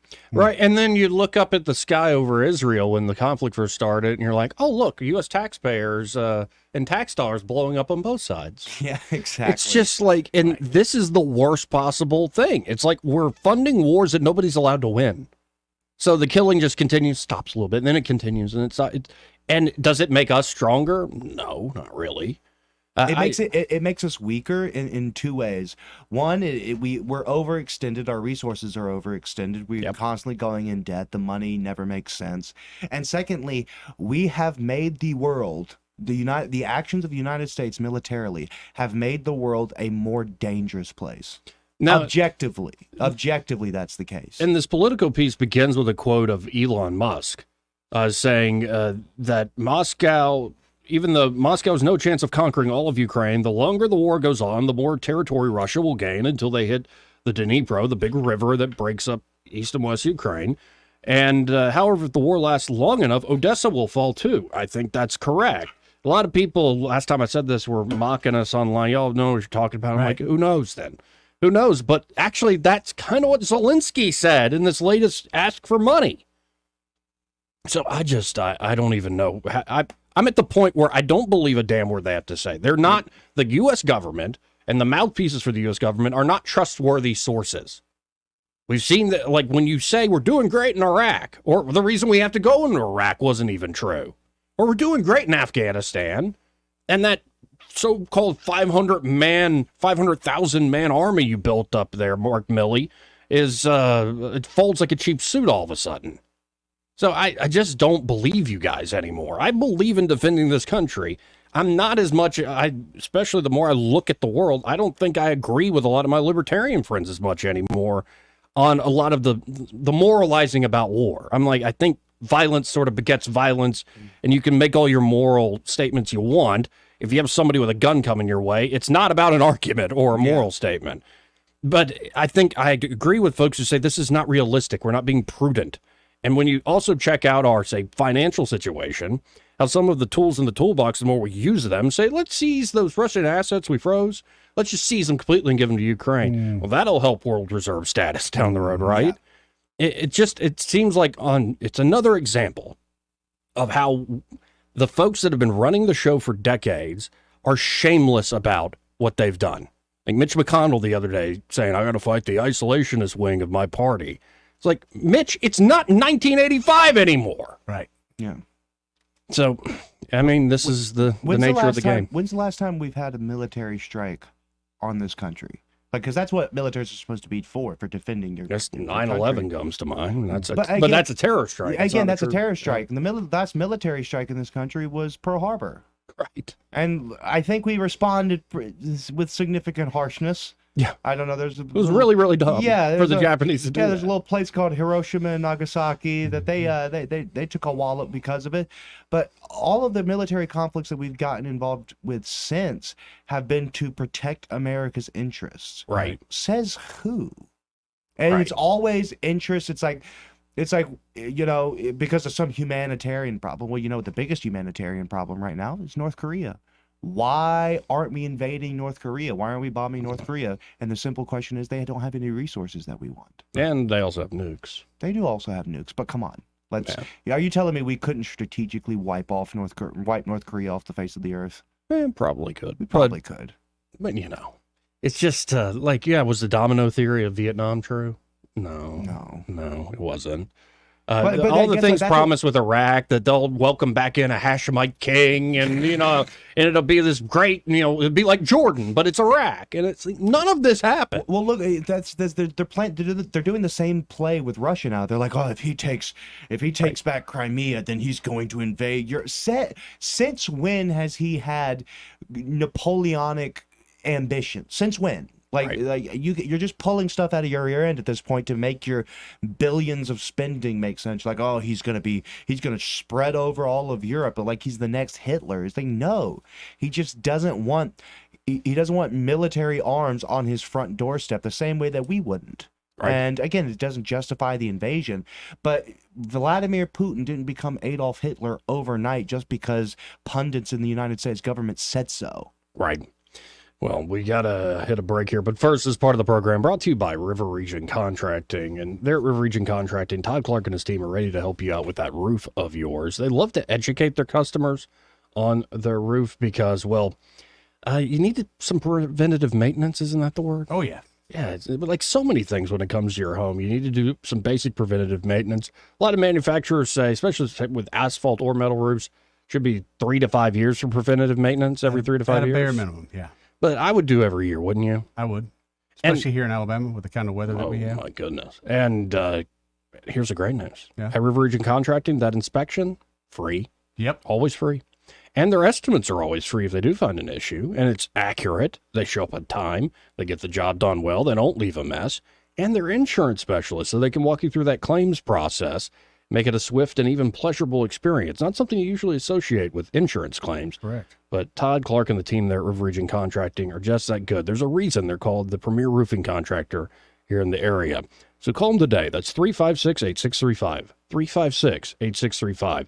And be sure to tell them, you heard about him here on News and Views on the radio with Joey and Eddie. He may not know whether he's coming or going, but whether you're going to work or coming home, Greg Budell is there. Mornings, 6 till 9, and afternoons, 3 till 6. Only on News Talk 93.1 FM, WACV. I'm with Miss Dot at the Eastbrook Flea Market and Antique Mall. Dot, spring is already here. Oh, I'm so glad too. I'm tired of being cold. With spring, we're starting to bring out the wicker furniture. We are getting in the iron outdoor furniture and just a lot of things that's just going to brighten your day. Now, if somebody needs some furniture for their home, you have a good selection, don't you? If there's any furniture that you can't find anywhere else, come to Eastbrook because we have a wonderful selection of solid, good, heavy furniture at excellent prices. Actually better than you're going to find anywhere else. Just come see us and walk around all 3 floors and let's help you out to fill up those living rooms and dining rooms and bedrooms, but we've got it all. Do you have any booth space available at this time? I have booth space available, so come see us. All right, give us those hours of operation. Monday through Friday is 10 until 6. Saturday is 9 until 6, and Sunday 12:30 to 4:30. Eastbrook Flea Market and Antique Mall, 425 Coliseum Boulevard. When your tax refund comes, put it on the floor and walk on it. Revitalize the look and feel of your home with new floors from Prattville Carpet. With faster and better service than the big box stores and luxury vinyl planks starting as low as $4.99 per square foot. You'll enjoy that tax refund turned flooring every single day. Hi, I'm Ray Bowles from Prattville Carpet. If you're looking for waterproof carpet, hardwood, laminate, vinyl plank, or ceramic tile, call us today for your free measurement. Dial 285-8117 or visit PrattvilleCarpet.com. Prattville Carpet, we're more than just carpet. Are you tired of the mainstream media's biased reporting? Do you want to stay informed on the news that really matters to you? Look no further than 1819 News. At 1819 News, we bring you the latest in Alabama news, politics, sports, culture, and more.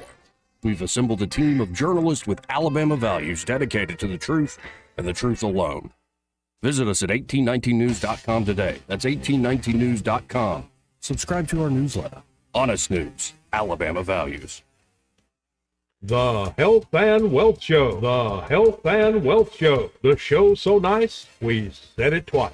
Weekday evenings at 6 on News Talk 93.1 WACV. The Health. Break it up, son. Joke's over, hey? This hour of news and views is brought to you by our good friends at Alabama Home Mortgage. Alabama Home Mortgage, 567-4223. Visit them on the web at myalabamahomemortgage.com. NMLS number 1586368.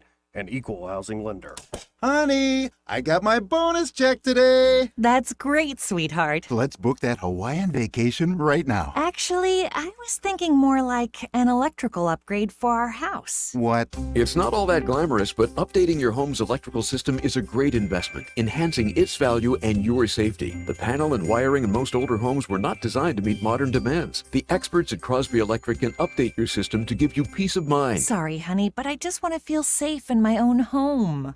Faulty wiring and electrical equipment are among leading causes of most home fires. Crosby Electric will make sure your panel, meter, circuit breakers, and receptacles are up to date. I can just see us lying on the beach at Waikiki. And I can see us lying in our own bed, knowing we're safe. Okay, but next year... I'll dance the hula in a grass skirt. All right. Sleep well with no electrical worries. For a free home assessment, visit crosbyelectric.com.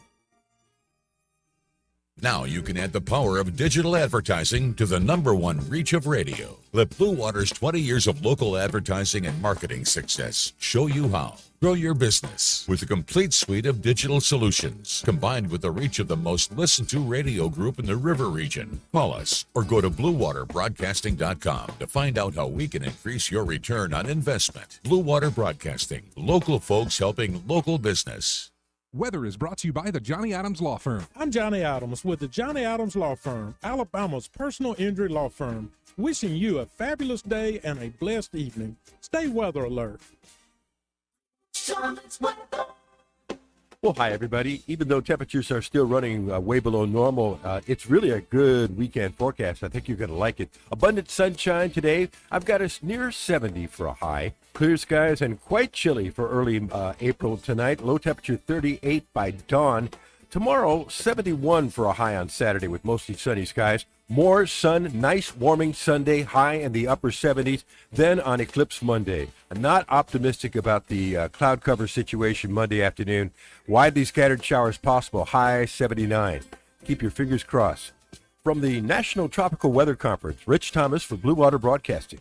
John Bobo with Capital Tractor. Spring is time for clearing and cleaning. Time to clean out your shed too. Let go of old, outdated equipment holding you back and visit Capital Tractor to see your property's full potential. Powering Alabama, Capital Tractor, Montgomery, Brundage, and Greenville. Live, local talk. The River Region's most trusted voice for news and opinion. News Talk 93.1 FM WACV.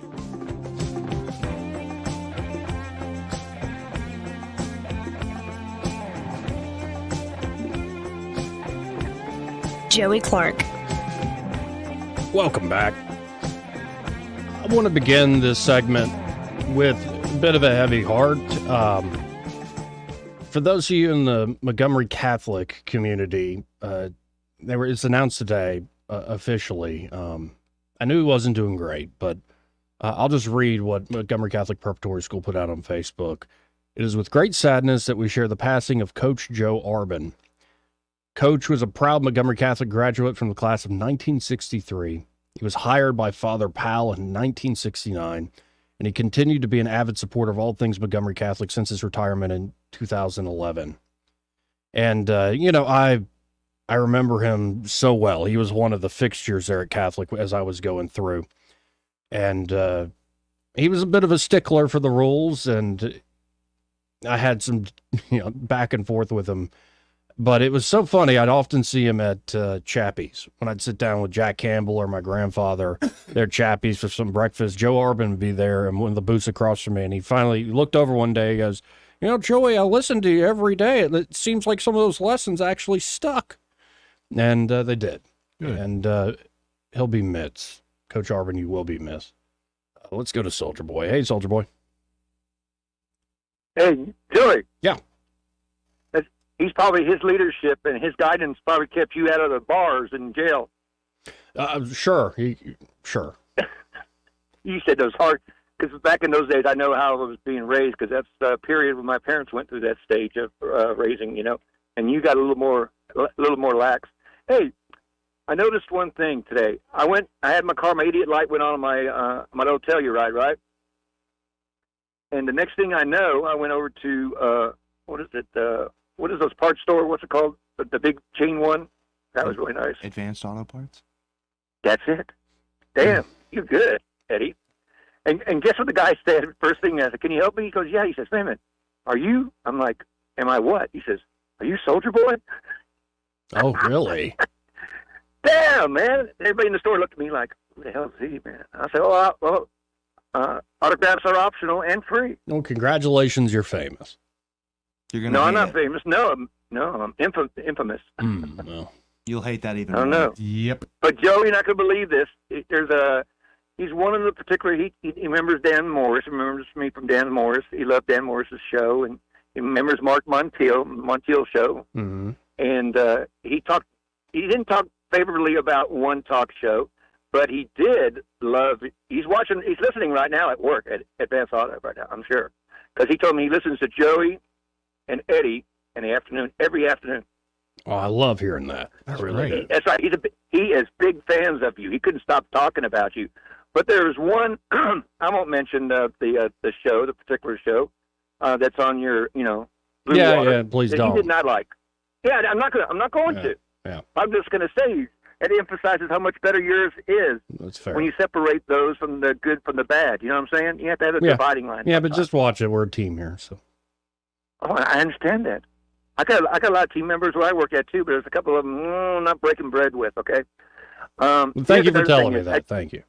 Hey, Joey, did you hear about Tiger Woods abstaining from sex? I have that on to Masters. I have that on my list that he's taken a vow of celibacy to get ready for the Masters. And hey, when he's Well, and out plus there with on his the, back problems, he probably shouldn't be doing that. I don't know. But let's put it this way: when he's out on the course, I'm going to be able to tell which one was his ball because they're going to be the ones that are blue. Oh, really? Really, I went there, didn't I? I got worms. Oh, goodness gracious. Yeah, but what do you think about that, man? Actually, there are a lot of folks. What is it? Rivers Cuomo of Weezer fame said that he swore by no sex, no masturbation, right? And it helped with his creativity with making music. Wow. And there are a lot of athletes that don't be having sex, don't be doing that before a fight or before a big game. Well, he says, but his condition, his physical condition after that wreck, it's hard enough for him to walk that course. Right. 5 days. Right. And they said he needs every bit of little energy. I tell you, the greatest television, every golf excitement I've ever seen. Remember what year was that on at the Masters that he came back and won the Masters? That Sunday was the greatest day of television. It all blurs together. Or Yeah. 2019 or 2020, something like that. Was that what it was? It was something like that. Did you watch it? I did indeed. Let me tell you something. I got an opportunity when I was stationed in Warner Robins, Georgia. I had a guy come in one time. He says, hey, I got some practice rounds to Augusta, man. If anybody can go. And I looked at my boss. My boss says, hell, let's go. Shut down the office, and we got to go. And it was just the practice rounds, But, man, I tell you, if heaven is like Augusta, I'm ready to go. Well, it is beautiful. Beautiful. The azalea. And I've never had the pleasure of actually going there in person, but I hear you got to it go is one time, Joe, wonderful. before you go. Yeah. Before you go, Joe, you got to go one time. This website covering the story is called Bounding into Sports. I got it off some aggregate site, but they they say that even they quote Norm Macdonald, which there's a great Norm joke where they're like, wait, you mean the attractive super billionaire athlete? You're telling me that guy likes to lie down with the ladies? Get out of town. Well, I tell you one thing, the game is better with Tiger. I'm sorry. Well, I just hope he makes it to each round and everything. Yeah, he's the Caitlin Clark of golf. I just don't understand why I mean, if at a certain point your body starts turning on, you just hang it up. Right. Like, Yeah, but there's that one last time before joining the senior tour. If he would have, if he one would, more hell of glory. well, if he would have bowed out in 2019, I think that would have been the perfect story. Right. Well, and I felt that way about Tom Brady. Quit after you win the Super Bowl. We wouldn't have that great comeback on that Sunday. Yeah, exactly. That's the point. It's like you go out on your shield, you go out on a W.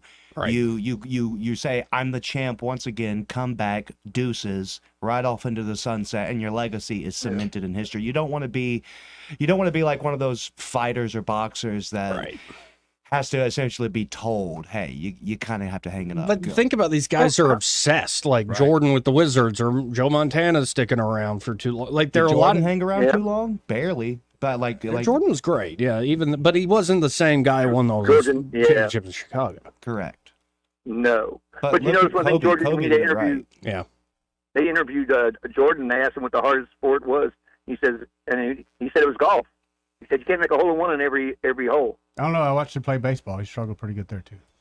Yeah, I heard at Barron's. Oh God, I went to those games too. I've seen Space Jam. I know. I remember Space Jam. I've read that Michael Jordan is an absolute scumbag to play golf. I've heard that many a time. Apparently, he is just hell on earth to play. And if you beat him, if he loses to you, they said he wouldn't talk to you. Yeah. Like over a pool game, he wouldn't talk to you for weeks. Like honestly, some of these guys at the highest level, they're not normal human beings. Like if they were just a guy you knew around town, you wouldn't want to hang out with them. Right. But they have such talent and obsession with winning that they really become some of the greats. Mm-hmm. And that's why he's the GOAT. And sorry, LeBron, I hate to break news to you. It is Jordan. It's still Jordan. Always will be. Yep. All right, guys. Appreciate it, Soldier Boy. See you, Soldier Boy. Yeah, I think it is definitely still Jordan. Oh, yeah. And then even with Kobe, like I loved when Shaq moved from the Magic to the Lakers. I started watching the Lakers, and I had a Kobe like rookie card, and I was real into it. So watching that run was amazing. But still, as much as I love Kobe Bryant, no, it's still Jordan. Oh yeah. Yeah, I mean, I think you can definitely make a case for the fact that LeBron is a significantly better athlete, because sports in general have a collective learning memory where everyone sort of learns the same thing simultaneously. As soon as someone, like, remember when Steph Curry came around and shooting 3-pointers from like 20 feet out, that nobody was doing that before. Now all of a sudden everyone is. So you can recognize that LeBron has a higher athletic prowess, mainly because of, let's be honest, pharmacology and modern training methods. 100%. But if you look at the accolades of Jordan and what he accomplished, and just a certain je ne sais quoi about his legacy, it's undoubtable to me. It's almost like in the sport of bodybuilding, for instance. There's Ronnie Coleman. I don't know if you know who he is. Yeah, sure. But he won, I think, was it 7 or 8 Olympias? And certainly now there are people that have better physiques than he did, but he went on a run that nobody else had done before, and he was just a freak of nature. And that's why he's universally recognized as the GOAT of bodybuilding, even though there's not necessarily, there are physiques now that are better than his. You have to take a whole... a total view of a legacy in order to determine the GOAT. Well, and I admit, as I got older, stopped playing sports, I was less interested. I'm not the guy turn on Sports Center, but since I've been living with my grandfather, he watches Pardon the Interruption, Around the Horn, Pardon the Interruption every day. When you get older, it comes back. And he's always been an avid sports guy. He was a coach for me in basketball and baseball. Like, he was great. Basketball in particular. Basketball? Yeah. You played basketball? I did. It was pretty good until I had a growth spurt. You had a growth spurt? To about where I'm at now. You know how you grow in middle school, Eddie? You were always this height? No, 7th grade I was short. 8th grade I came back tall. How would growing make you worse at basketball? You lose hand-eye coordination. I grew so fast, like I used to be point guard, dribble, shoot, and it took me a second to like relearn that stuff. And the last season I played, I think, was in 9th grade.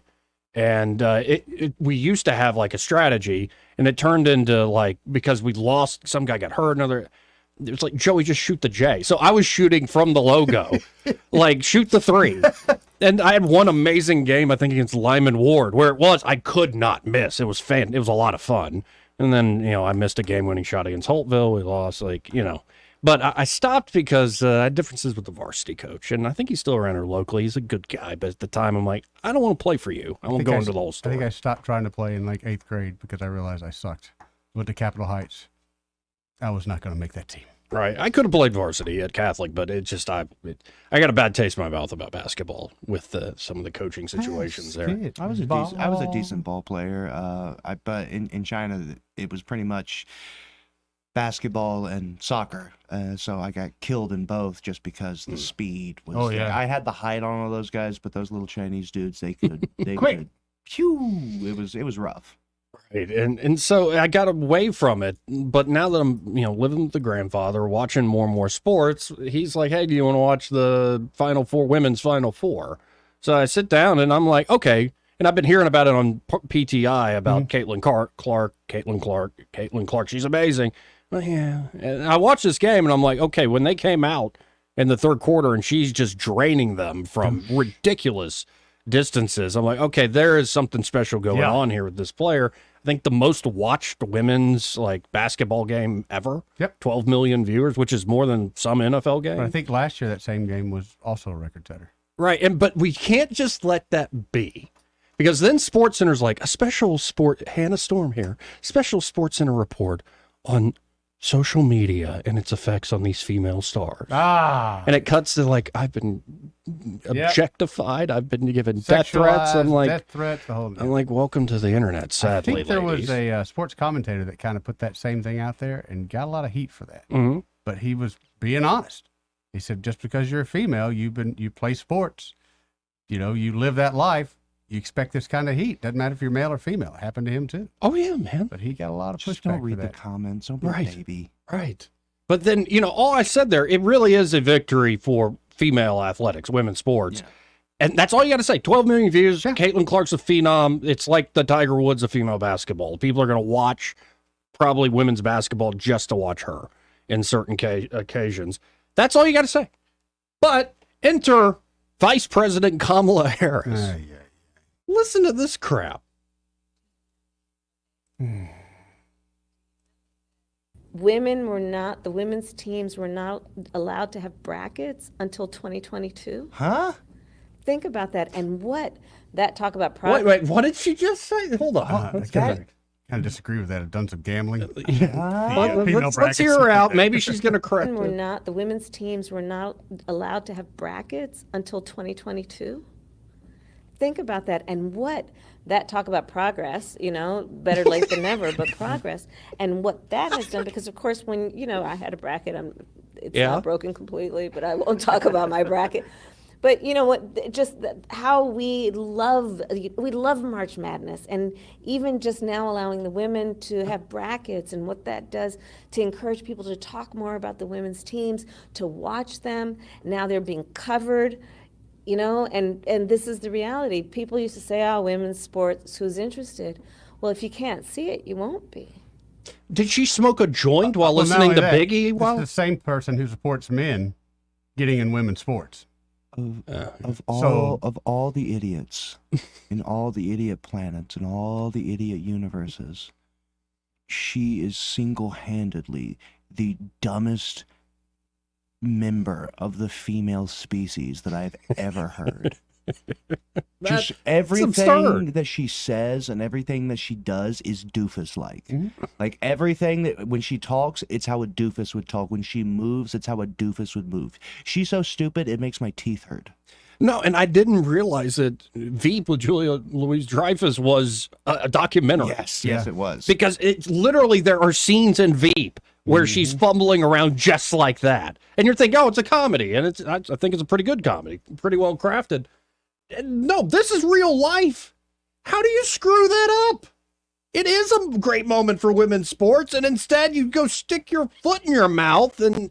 Where did she get that information? Because that's just not true. I know less than nothing about women's basketball, and I know that that's not true. Well, the fact that she's encouraging men to get in women's sports, I don't understand why anybody's listening to her anyway. Yeah. She has no right to speak on women's sports at all, because she's a big reason women's sports are getting male participants. And they're just encouraging it. So. Can you imagine saying, "Did you know?" and then saying something that's just completely wrong? It's like she thought she was about to be a mic drop. Did you know? Well, I've been doing talk radio for about over a decade. I've done that a few times. I would love to see her on one of those Jay Leno questionnaires where they go around and ask them, how many states are there? Honestly, I get confused about that because of like the Puerto Ricos and the. Now, how many states are dependent on us? All of them. Right. Thank you. The world. The world. Hey, we got to hit this quick break. Hopefully, I have Michael Cohen on the other side. But first, this part of the program brought to you by Alabama Home Mortgage. And they're at Alabama Home Mortgage. Kim Williams and her team are ready to help you out, including the lovely and talented Madeline Cannon, with buying a home. Yep. Could be your first-time home buyer and you want local folks you can trust. Could be you've bought homes before, but again, you want local folks you can trust. You don't want to deal with a big national company or a big bank. You want to deal with folks that will actually get to know you, your goals in owning a home, and that's exactly what they do there at Alabama Home Mortgage. They'll walk with you every step of the way from pre-approval all the way to closing day. And maybe you're not looking to buy, maybe you're looking to refi. Right. And they have great refinance options for you there at Alabama Home Mortgage, especially if you're sitting under mountains of credit card debt or any sort of debt. It's really a problem for you. It could be you still have student loan issues. Could be. They have actually a special refinance offer for those with outstanding student loans. And don't forget, if you're a veteran, they are the best game in town when it comes to helping veterans. They know the latest with the VA home loan programs, and this is the best deal you're going to get. I mean, you're talking about refinancing up to 100% of your home's value, estimated value. You're talking about no money down when you're buying a home. Really great offers. These are benefits you earn through your service, veterans. Might as well take advantage of it through Alabama Home Mortgage. That's 567-4223, 567-4223, or you can always apply online at myalabamahomemortgage.com. There is a difference in mortgage companies. Like Kim and Madeline prove that to you today. Want to carry News Talk in your pocket? Download the News Talk 93.1 app from the App Store. Available on iPhone and Android. Never miss a moment. Download now. Come see how you can drive a new Lexus from Lexus of Montgomery today. Drive the new 2024 Lexus ES350, now only $353 a month. Or choose the new 2023 Lexus RZ450E for only $399 a month.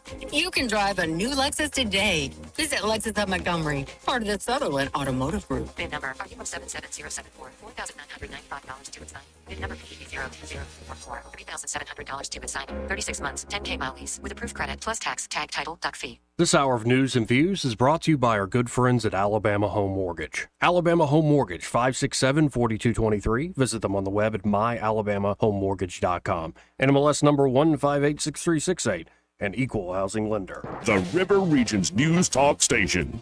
News Talk 93.1, WACV. News Talk 93.1. Joey Clark. Welcome back.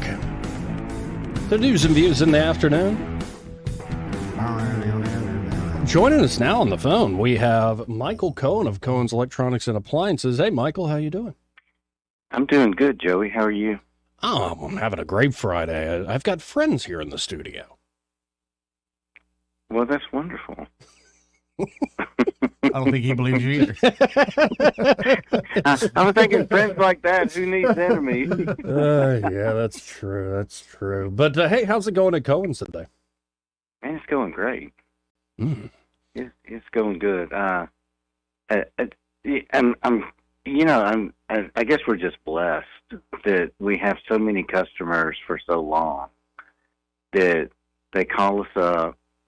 They ask us a few questions, we make a recommendation, and then it's set up for delivery.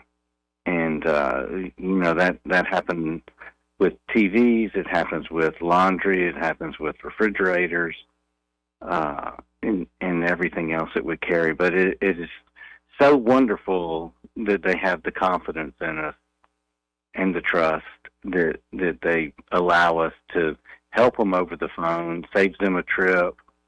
And then we get it delivered and installed, and everybody's happy. Yeah, and often with some of these products, like unless you've got a big, service truck, you literally can't fit some of this stuff in your car. Well, that's right. And even if you could, you really don't want the hassle of getting your old product out and getting the new one in and connected, and then what do you do with the old product? Right. You can't just put a refrigerator on your curb. We will haul it off for you as well. Well, and this is why they say they're Cohen's folks. We deliver confidence. And being a Cohen's customer myself, yeah, they're fantastic. You've got a great team there, whether on the showroom floor or as they're coming to deliver, setting things up. Folks, you could always shop at thinkcohens.com, shop from home, but I really do encourage you to stop by the showroom there, 2515 Eastern Boulevard here in Montgomery. They're open 9 to 6, Monday through Friday, 9 to 4 on Saturdays. You excited about the Crimson Tide being in the Final Four, Michael? I don't want to be too excited. I got too excited over the football, and I may have done them in. But yeah, hopefully we take it to the next step. It'd be pretty amazing. See. It would be amazing to see. And then you got the little girl from Iowa, Caitlin. Mm-hmm.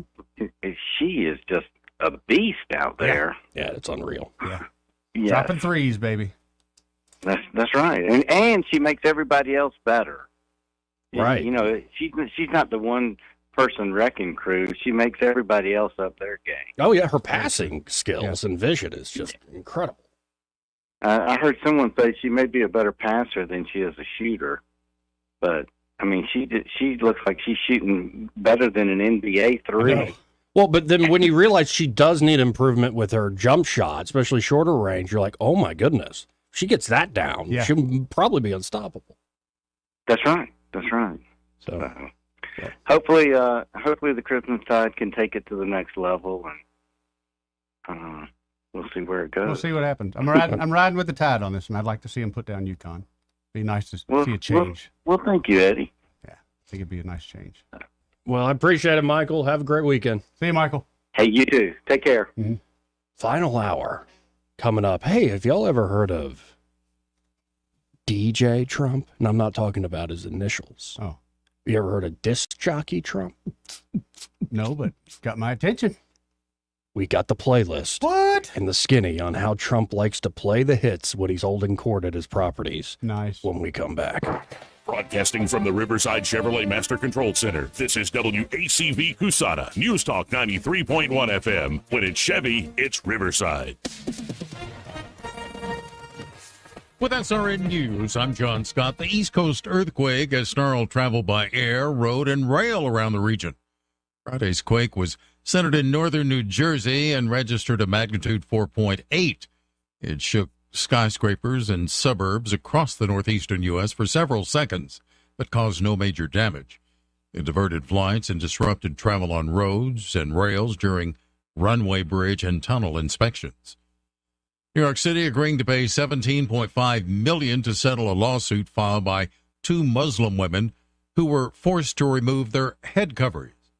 After they were arrested to be photographed, the two said they felt exposed when they were forced to remove their hijabs after they were arrested in 2017. On Wall Street, the Dow is ahead 326 points. This is SRN News. Biden has started tracking Christians like cattle. Yes, you heard it right. He pressured banks to tag transactions for certain keywords. One of them is Holy Bible. That's a horrifying and creepy attack on our religious freedoms. It's made possible by a digital financial system that makes you a sitting duck. But you do have other options. I recommend a physical gold IRA from Birch Gold Group. I'm Lance Wallnau, a news analyst, a best-selling author, and evangelical leader to people who cherish their financial independence. A precious metals IRA can help you avoid the scrutiny of Biden's anti-Christian bureaucracy while also preserving your retirement savings. To find out more, get your free info kit on gold IRAs by texting the word faith to 989898. Birch Gold Group is the only gold company I trust. Get their free info kit and see how a gold IRA can help you. Text faith to 989898. There are no strings attached. So text faith to the number 989898 right now and take action to protect your own prosperity. Rich Thomas Weather, a service of Wiley Sanders Truck Lines, where dump truck drivers are in demand. Wiley Sanders is on the grow. We need dump truck drivers now. Call 855-77-9785. Well, hi, everybody. Even though temperatures are still running way below normal, it's really a good weekend forecast. I think you're going to like it. Abundant sunshine today. I've got us near 70 for a high. Clear skies and quite chilly for early April tonight. Low temperature 38 by dawn. Tomorrow, 71 for a high on Saturday with mostly sunny skies. More sun, nice warming Sunday, high in the upper 70s. Then on Eclipse Monday. I'm not optimistic about the cloud cover situation Monday afternoon. Widely scattered showers possible, high 79. Keep your fingers crossed. From the National Tropical Weather Conference, Rich Thomas for Blue Water Broadcasting. CB&S Bank has a long history of stability and a legacy of serving our community's needs for generations since we began in 1906. At CB&S Bank, we're here for you. All loans subject to credit approval, member FDIC and equal housing lender. 1819 News. Alabama Congressman Mike Rogers is confirming that House Speaker Mike Johnson will be bringing a funding package to the floor of the U.S. House that involves sending $60 billion more to Ukraine, as well as other funding for Israel and Taiwan. Rogers is in favor of this move of sending more taxpayer money to all three countries. He argues that the Ukraine-Russia conflict should be winding down this year in light of the further funding. Other congressional delegates like Barry Moore and Senator Tommy Tuberville have not been in favor of spending any more U.S. money on Ukraine. Tuberville maintains that Ukraine has no real chance of defeating Russia and that peace negotiations need to get underway right now. I'll be back with more Alabama stories after this. Covenant Rescue Group seeks to directly support organizations and agencies that are fighting the global battle against human trafficking. They do this through funding, procuring, and advocating. You can go to covenantrescue.org for further details. They need your donations, guys. Hop on and donate. A stabbing occurred behind the Clark County High School in Jackson. Two male students got into an argument on school property. One of them had a knife and stabbed the other in the chest. That student had to be life-flighted for treatment. The other teen was taken into police custody with charges pending.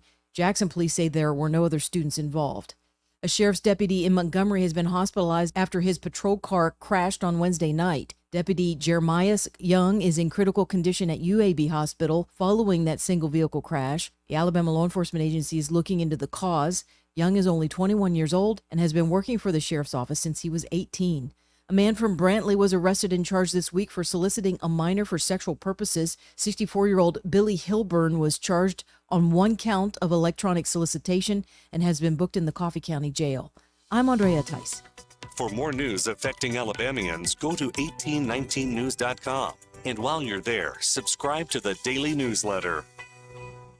This hour of News and Views is brought to you by our good friends at Cole Plumbing, 279-8919. Cole Plumbing is number one in the number two business. You don't have to dig a hole. They have proprietary pipelining technology. Ask them about their tankless water heaters. Remember, when you have trouble with your bowl, call on Cole.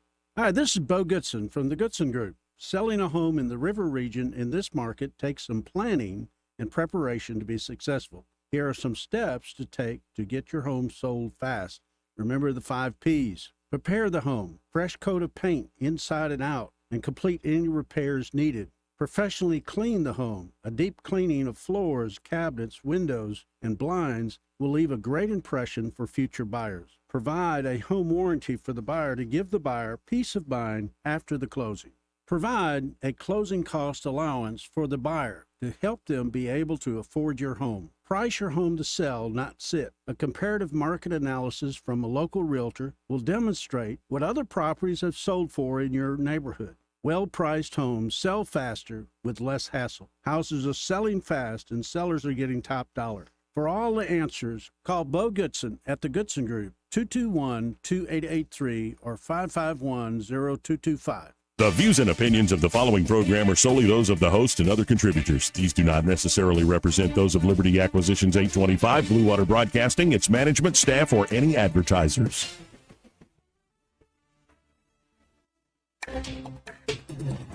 It's time for Montgomery's conversational radio show. It's News and Views on News Talk 93.1 FM. To join the conversation, call 272-9228.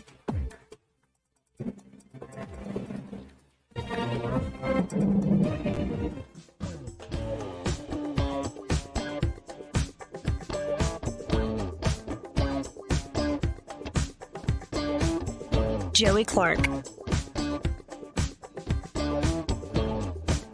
Welcome back. I'm your host, Joey Clark. Eddie Bader, there in the American flag print shirt. And then Craig Munger, also in the studio, all buttoned up. Oh, yeah. And, well, as promised, this is a story, and I feel like they framed it completely wrong. Oh? They should have just reported it as straight news. But this is a report from Axios, and the headline is, it's a column, Behind the Curtain, How Trump's Mind Works. And so that might not be that intriguing. It's some, beltway rag and doing a psychological profile of Donald John Trump. Until you start reading. Former President Trump thinks, talks, and acts like no other politician in our lifetime. There's a Rosetta Stone that demystifies how his mind works. His closest friends tell us. His Mar-a-Lago Spotify playlist. So is it playing like when you arrive? At his oceanside retreat in Palm Beach, Trump controls the surround sound stereo system on the breezy dining patio with his big iPad and his Spotify list. Regulars jokingly call it the DJT performance. Why it matters. To those who know him best, Trump spinning through his golden oldies provides a telling lens into his style on much bigger stages. It captures his obsession with a few familiar hits, controlling the volume, never changing. Again, I found this to be a tortured, analogy psych profile. It's like you should have just reported, told the whole story of him being a DJ. That's a good story, right? Because honestly, it reminds, you go visit some guys, say, who live on the coast. They want to go out fishing. Yeah. And it's their boat. It's their condo. They're going to run. Yeah. And people have their mainstays, right? Yep. Their go-to music. So whether Trump's in office or out, there's an unchanging patio scene at Mar-a-Lago. The regulars all know each other and feel free to drop by Trump's table. There's sometimes a velvet rope, literally, next to Trump's chair, but it more signifies his throne of honor than keeping anyone away. Members tell him how great he's doing. He'll often show them a printout of a poll that shows him as the greatest. The hotelier, is that the word? I think so. Yeah, the hotelier. And Trump is very proud of the dinner buffet. He pushes the specials. But it's the musical ritual that really captures Trump. Number one, he alone controls the volume. Most nights when he's home, he walks downstairs to the ground floor of Mar-a-Lago. Like clockwork, the crowd rises in applause, greeting the guest of honor, and sometimes complimenting his ear for music. Trump shakes hands as people pass his table near the front. After dinner, he'll open his iPad and play the hits. Sometimes it's so loud that people have trouble talking. He marvels at the sound quality, filling the garden. The same is true at his campaign events. Yeah, he has no interest in switching topics. See, just leave that out. The songs stay the same. At Mar-a-Lago and on the patio of his golf club in Bedminster, New Jersey, the music is always big names and songs people recognize, a member of his inner circle tells us. It's Trump's golden oldies. So here we go. Phantom of the Opera. Jesus Christ Superstar. Okay. And Elvis Presley's many hits, but including Suspicious Minds. Oh, I love that one. Plus Hello by Lionel Richie. Well, that's another good one. Guns N' Roses' November Rain. Can you imagine this playlist? That's a great good one. No, dude. November Rain's amazing. One of the best guitar solos. 100%. Oh, and a great video. That was epic. That's true 80s. good Guns N' Roses. Would you believe me if I told you that I can sing without referencing anything, the entirety of the Phantom of the Opera soundtrack? I'm actually knowing you. Yes, I Yeah, believe okay, you. just making sure. Yeah. That's very impressive. Wait, can you imagine that being the order? Phantom of the Opera, Jesus Christ Superstar, Suspicious Minds, Hello, November Rain, and the duet by James Brown and Luciana Pavarotti, It's a Man's World. That's actually not good. Sinead O'Connor's, actually Prince wrote it, Nothing Compares to You is a favorite. Yeah. REM snuck in a couple of weeks ago. Elton John's another favorite. What? How's this any of he just So goes far, to he's these old rocking hits? it. I'm Yeah. like, does he do weddings? Right. He's got a pretty good playlist going here. At Bedminster, Trump even kept the tune spinning, wearing a Make America Great Again baseball cap, the night he learned of his first federal indictment. What do you do when you Cold have some stuff? November rain. Do you not turn to music? The man turns to music. Right. Oh, wow. Yeah, what would be a good Phantom of the Opera one, Craig? Go for it. Wait, for what occasion? After he learns he's been indicted. I'll have to think about that. You keep going, and I'll think which one would be most appropriate. Okay. His excitement never fades, apparently. He seems like a kid with a new toy every time he turns on that iPad. It feels like the first time he's heard or shared the crooning of Sinatra or the life hard-lived edge of Cash, Johnny Cash. Same, it'll never change. One friend explained the Spotify spectacle, said Trump's brain is a series of titanium tubes filled with a specific set of grievances, crowd-pleasing lines, and taunts. The pipes are impenetrable. No matter the topic or tune, you always end up stuck in one. But here, we've got a full list. They actually made a Spotify playlist you can go look up and play, folks, called DJT. It's D and J spelled out. DEEJAYT. I'm trying to rock that on the boat this weekend. And so one is Nothing Compares to You. I'm going to skip that one, though. Number 2, Inner Sandman. Oh, yeah, we're going with that. Losing My Religion by REM. I can rock that. Funeral for a Friend, Love Lies Bleeding by Elton John. That's a good one, man. Phantom of the Opera from the Phantom of the Opera. So I guess it's... I guess that's the song, which is the duet. Right. Superstar. Suspicious Minds. Hello. Another good one. Yeah. November Rain, My Way by Frank Sinatra, Ring of Fire by Johnny Cash. He's on fire, man. You can't always get what you want from the Rolling Stones. This playlist rocks, dude. Yeah. That's Ring of Fire. Yeah, what is wrong with this? And then, of course, there's the classic Trump dance at the rallies to YMCA, where it's the fist you pump can is definitely probably a thing. work that Trump dance into most of these songs, I bet. Right. You know what I think he needs? I think Trump needs to come out to something a bit more rambunctious. Like, what's that ludicrous song that shake, shake, shake your money maker? That's what I don't want the man to get excited and break a hip. Yeah. Well, I mean, he's all about the Skrilla. So come out there, shake, shake your money maker. Yeah, it's just like, and the fact that Axios wrote this up with that whole like, this is how his camp. No, guys, just report. They should have done a Hunter S. Thompson report on Trump being a DJ. That No would have been better. adjectives. No adjectives. It's man. So that one cracked me up because I'm like, yeah, that's a good. That's playlist. a great playlist. It's a good playlist. Like, I mean, it's not esoteric, but it's something that everyone can enjoy. Yeah, right. Like, who says he's a populist? It's a pontoon boat playlist. If you were to ask me, you would. My playlist would cause people to run out screaming. Right. But likewise. Yeah, but he seems to be a man for the people. There ain't no Luke Skywalker on there? Luke Skywalker? You don't remember? Never mind. Luke Skywalker. Yeah. The only thing that's missing that I think should have been included is something from Queen. Ah, yes. Yeah. Like We Are the Champions. Right. Or I could see Trump getting down to Bicycle. I want to break free. that one too. I want to break free. Yeah, I could see that one as well. Or Body Language. No, I don't think Trump would go that far with that one. Oh, no. Don't stop me now. No. That's exactly what he needs. Don't stop me now. Yeah, when I realized good time. at about 17, I think it was too late. I'm like, what does it mean to make a supersonic man out of you? Oh, that's what it means. I just figured late in the night he would crank out some Luke Skywalker with Yeah, I see. Me and Joey had the same face. I don't know what you're talking about. Really? Zero idea. I'll have to tell you guys. How about Who's the artist? It's a 80s band. They were real. You don't remember? Hey, we want. Hey, we want. Yeah, that narrows it down. Yeah, that really clarifies. And I'll get. How about some Flowbots need to be on there? I can ride my bike with no handlebars. Right. Oh, I do remember that song. Yeah, I remember that. Oh, one. and of course, Come Sail Away, Styx. Oh yeah. Or is that actually what's the name? It's Come Sail Away. Oh, okay, all right. Yeah, Styx. You guys really don't. You know, Greg Beat on the Afternoon used to work for them. Yeah, really? Seriously. Oh, very seriously. Yeah, fact, he was. there's The album behind it with Grand the name on Illusion. it. He has a liner credit.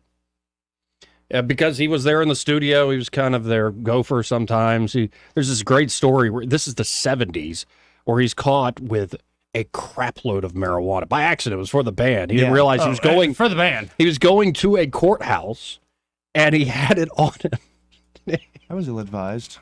Yeah, and luckily the guy he was there to meet, I think one of the DAs was like, dude, you idiot. Like, we're just going to throw it out or whatever. But, and again, this is the 70s, so it would have been massive jail time. Yeah. But yeah, Styx is great. Tommy Shaw, Montgomery original. That's right. Renegade, I think he wrote that one. And then Fooling Yourself's a great song. That's a really good song. Yeah, Styx is great, man. Just a lady. That whole album. Mm-hmm. Yeah, Paradise they're kind of thought of as a one-hit wonder, but I think that's kind of unfair. I think so too. You got Mr. Roboto. but I think that ended up breaking the band. The whole Right, Mr. yeah, Roboto Mr. thing. Roboto definitely was kind of the jump in the shark moment. Yeah. But in the 80s, dude, that was it. Mr. Roboto was the jam. Yeah? You know what else is missing from that list? That Journey. You need something Journey. Don't stop believing.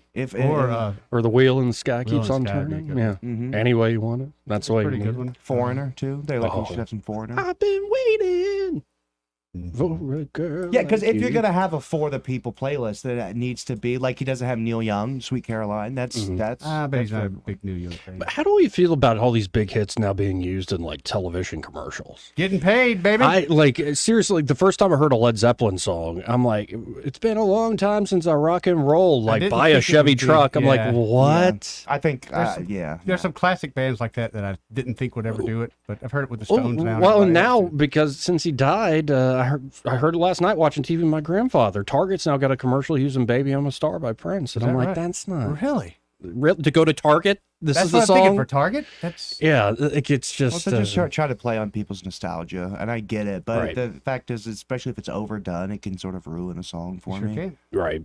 My playlist would be like, it's like, Joey, are you really listening to a 25-minute jam that's a rehearsal with Prince and they're jamming on a single like A chord for 20 minutes? Yeah. Like, yes, I am. Well, it's here- great for cardio. Let me see. I'm actually going to look right now at my playlist because it's just I listen to the same thing. Mm-hmm. And so it tells you what you're listening to. Parkway Drive, which is an Australian-based death metal my band. goodness. Slaughter to Prevail. I've already talked about them. Lindemann, which is German metal. There's some Ozzy. There's some Disney songs. I'm Still Here, which is Wow. from the what's the name of the space movie? Oh my gosh, Treasure Planet. Okay, I don't Treasure know Planet, that And one. there's something you've never seen Treasure Planet? Mhm. Highly recommend it. Some stuff from Frozen, Phantom of the Opera, Evermore from The Beauty and the Beast. I have a very eclectic thing. Wagon Yeah. Wheel by Old Crow Medicine Show, I'm that looking kind at, of stuff. I use YouTube Music, so I have Me like too. my super mix. And so I'm looking at mine right now as of today. Money, just the money sign by Prince off the Lotus Flower. Mm-hmm. Blue Angels by the Fearless Flyers. Sunset Cruise, Miami Nights, 1984. Say It Ain't So by Weezer. Oh, wow, What do you Weezer. do for your money, honey? AC/DC. Let's Do It Again, Billy Ocean. Golden Years, David Bowie. Always With Me, Always With You, Joe Satriani. Merci by Corey Wong. Love Is Only a Feeling, The Darkness. Genesis by Justice.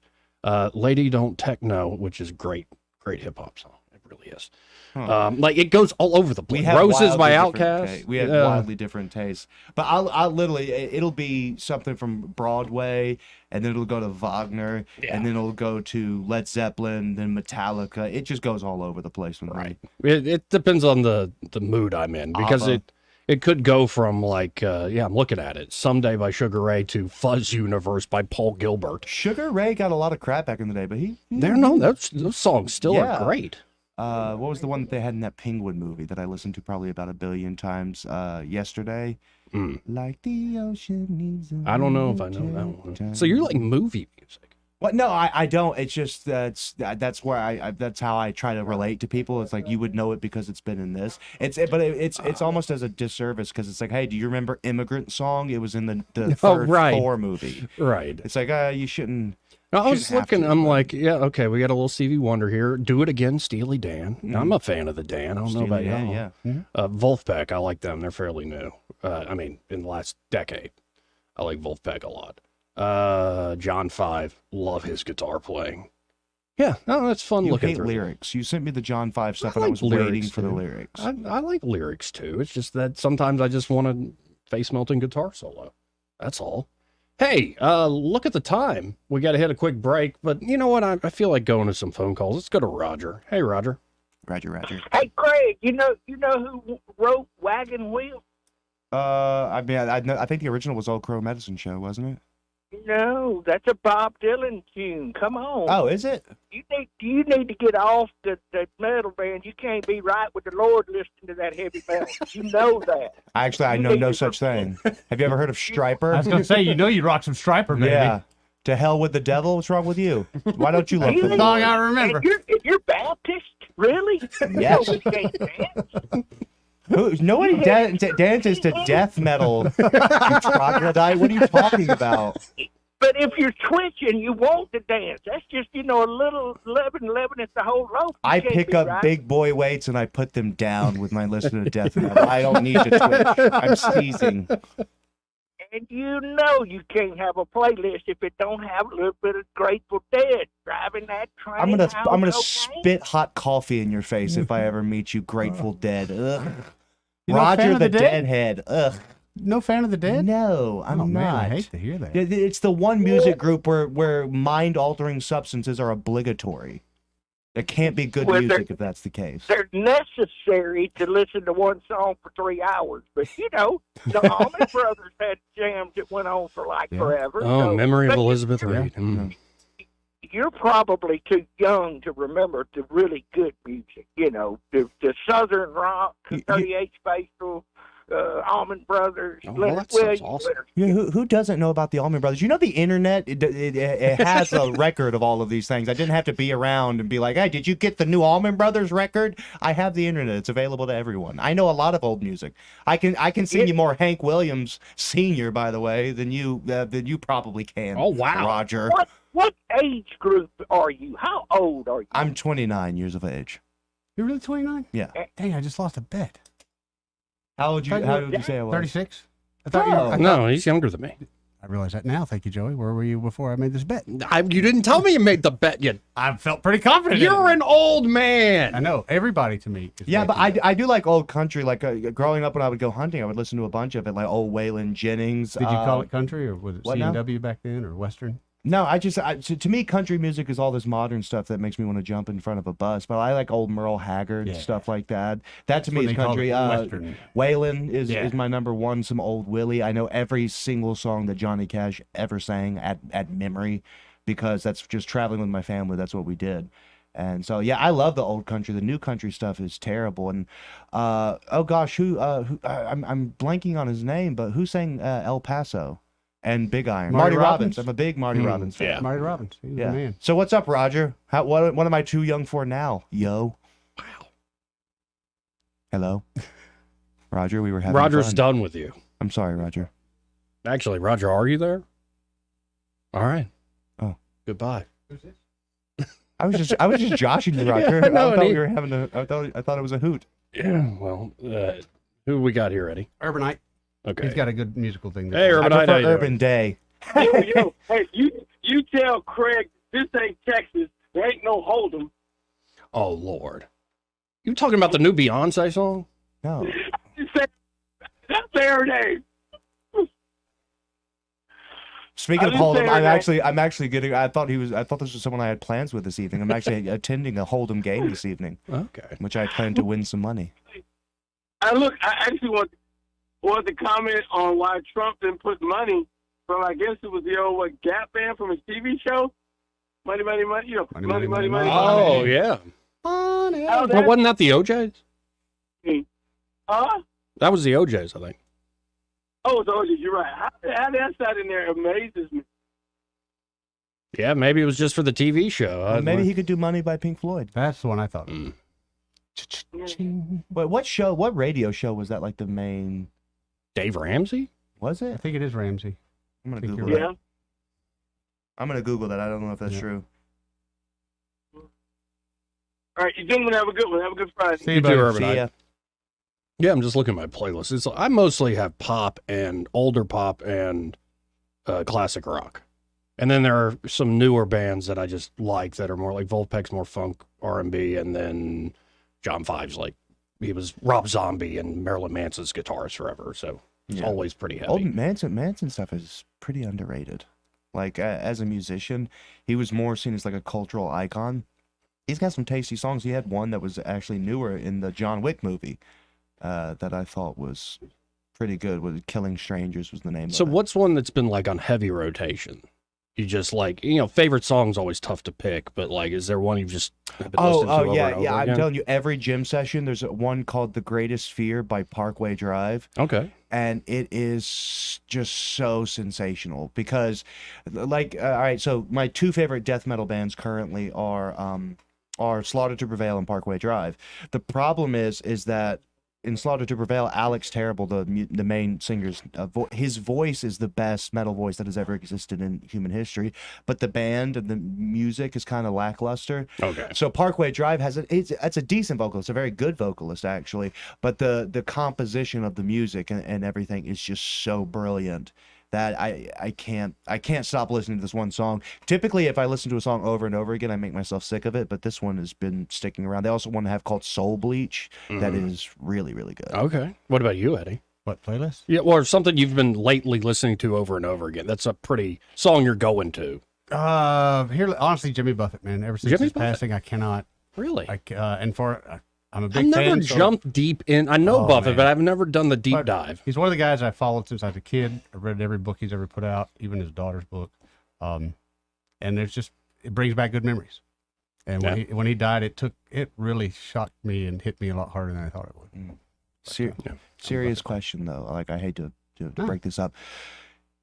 When it comes to versions of the song "Hurt," do you prefer Johnny Cash or Nine Inch Nails? I really like them both, but I'm a Johnny Cash. I'm going to say Johnny Cash, and I think Trent agrees, right? No. Trent disagrees. Oh, really? Yeah, and I think Daniel, one of our other writers, he says that the Nine Inch Nails. I think the word he used was transcendent, and so I that's why I needed to know. Because No, I felt like I thought I was referring to the guy who is Nine Inch Nails. Oh, Trent. Oh, I thought you meant. Never Yeah. mind. My apologies. Yeah. Brain fart. But yeah, does he actually prefer? Yeah, he said Johnny Cash took that song and owns it. Like that's a great. The original version's great, but said Cash just what a performance at that age too. There's something otherworldly about the way he sings that song, and I think that was part of it because Johnny Cash was never a good vocalist by any stretch of the imagination, but he just had some quality. He had that quality to his voice that just it aged like wine in him. So whenever he had that last little surge where he did like God's Gonna Cut You Down and Hurt. There was something about those songs that just stuck with me. My replay mix tells me what I've been listening to a lot lately. Eyes Without a Face, Billy Idol, especially that one section when the guitar comes on. A Problem Child, AC/DC, which I like, squatting, deadlifting. I like that one. And then She's Always in My Hair, the 12-inch version. And I do like that song a lot. We'll be right back. He may not know whether he's coming or going. But whether you're going to work or coming home, Greg Budell is there. Mornings, 6 till 9, and afternoons, 3 till 6. Only on News Talk 93.1 FM, WACV. What's your biggest investment? More than likely, it's your home. So treat it that way when you hire a painting contractor. With PBS Painting, there are no gimmicks, no $99 specials. Just quality painting and someone who treats your home with the same respect that you do. At PBS Painting, we have been painting for years and look forward to many more years to come. With PBS Painting, the job gets prepped properly, whether it's cleaning, scraping, or priming. We always use quality products, which is a must for a quality paint job. So if you're looking for a painter that doesn't need upfront money and is on the job at all times, then please give me a call. Scott Bowers and PBS Painting, 294-5122. That's PBS Painting, 294-5122. Look at some of our work on Facebook at PBS Painting Montgomery. For too long, Alabama's statewide news companies have shamed us for our conservative Christian values. Alabama deserves a news company that cherishes our culture, a company that isn't bought and paid for by the powers that be. 1819 News is that company. Run by Alabamians for Alabamians, 1819 News celebrates what is good and beautiful about our state, while exposing those who work against our values in secret. Just go to 1819news.com to learn more. Subscribe to our newsletter. That's 1819news.com. The Health and Wealth Show. The Health and Wealth Show. The show so nice, we said it twice. Weekday evenings at 6 on News Talk 93.1 WACV. The Health. Make it up, son. Joke's over, hey? This hour of News and Views is brought to you by our good friends at Cole Plumbing, 279-8919. Cole Plumbing is number 1, the number 2 business. You don't have to dig a hole. They have proprietary pipelining technology. Ask them about their tankless water heaters. Remember, when you have trouble with your bowl, call on Cole.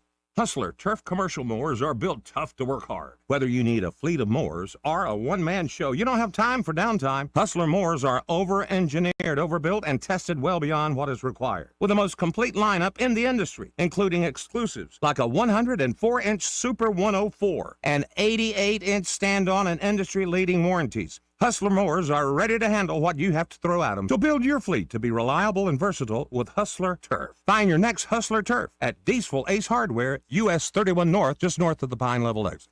I have diabetes. I'm at risk for pneumococcal pneumonia. I have asthma. I'm at risk too. If you're 19 or older with chronic conditions like asthma, diabetes, COPD, or heart disease, or are 65 or older, you are at increased risk for pneumococcal pneumonia. Ask your doctor or pharmacist about Prevnar 20, pneumococcal 20-valent conjugate vaccine, a Pfizer vaccine that can help protect you against pneumococcal pneumonia in just one dose. Even if you've already been vaccinated with other pneumonia vaccines, Prevnar 20 may help provide added protection. Prevnar 20 is approved for adults to help prevent infections from 20 strains of the bacteria that cause pneumococcal pneumonia. Continued approval may depend on a supportive study. Don't get Prevnar 20 if you've had a severe allergic reaction to the vaccine or its ingredients. Adults with weakened immune systems may have a lower response to the vaccine. Side effects include pain and swelling at the injection site, fatigue, headache, muscle, and joint pain. For full prescribing information, please call 1-855-213-2138 or visit Prevnar20.com. Rich Thomas Weather, a service of Riverside Chevrolet Wetumpka.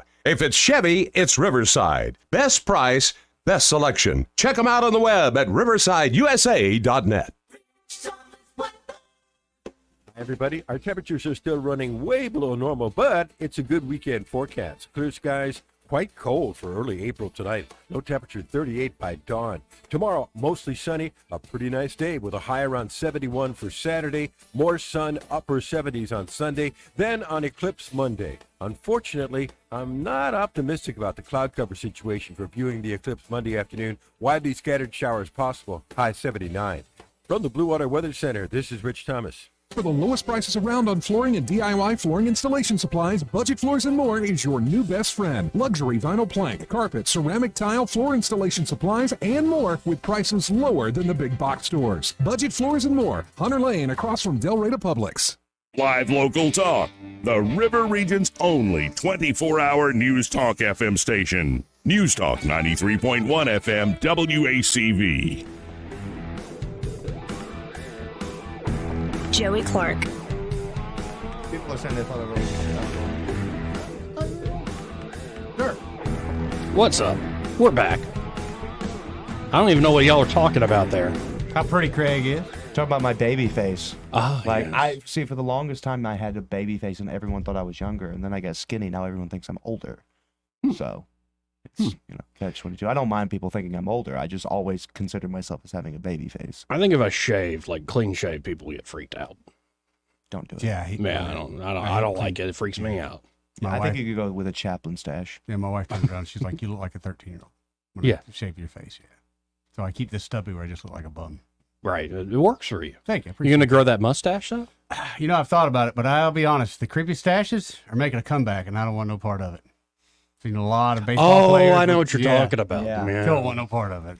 See, I still can't grow anything decent facial hair wise, and it really sucks now because I'm in the phase of my diet where I'm getting so lean that like my jaw is striated when I chew, and I'll catch a reflection of myself chewing, and it's gross. Like, oh, I see. Oh my goodness! Just look like you're working it. Yeah, it just like it's working it over there, buddy. And he's eating that steak. He's eating that chicken. I don't know why I get weirdly insecure about stuff like that. Like I can see my funnily enough, like, because I eat 5 meals a day, and they're pretty small now, but it's still like quite a bit of eating and chewing, and I chew gum throughout the day.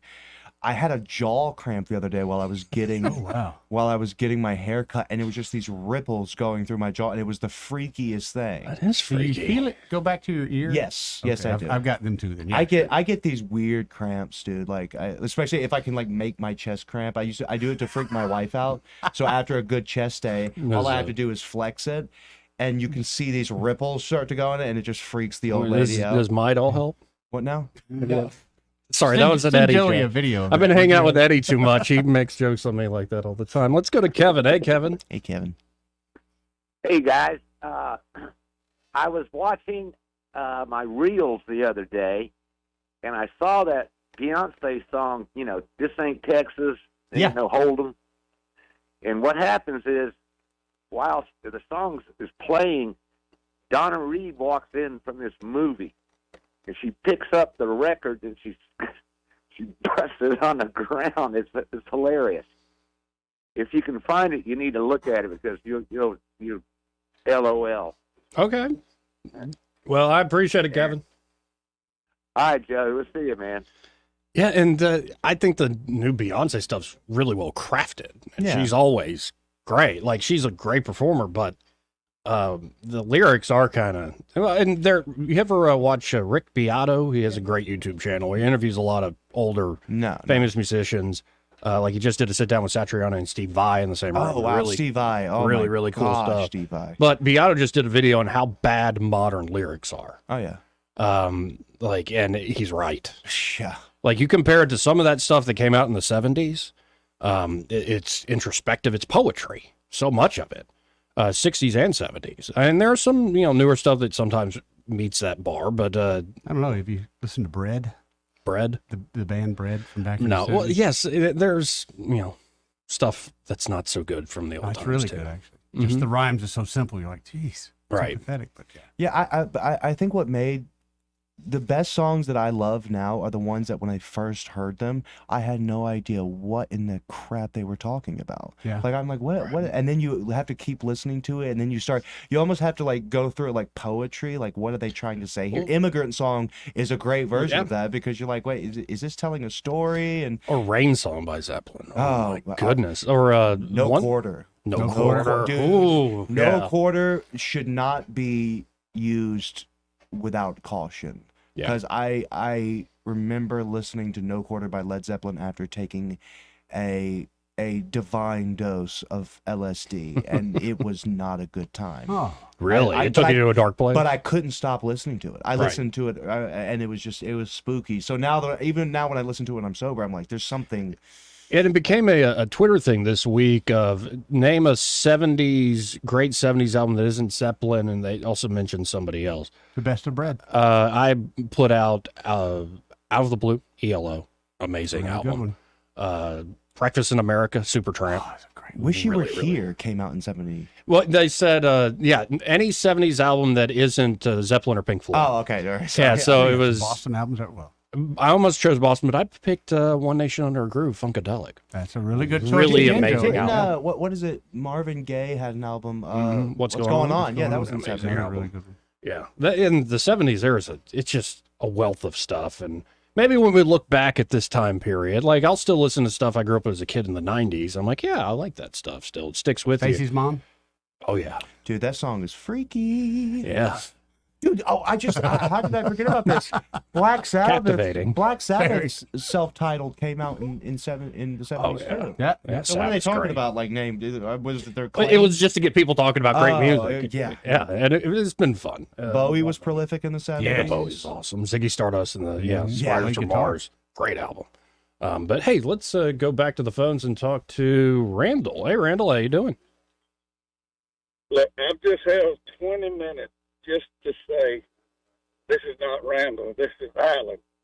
But I love Randall, but there is no way that anybody would ever mistake me for being Randall. Was that Eddie that answered? Yep. What's your real name? Sorry. Alan. Alan. But so Eddie owes me a second beer at the Cleaver, which I know I'll never collect on because it's been about a year since he promised me the first. Yes, the Coosa Cleaver. It's a very good spot. It's a really good spot.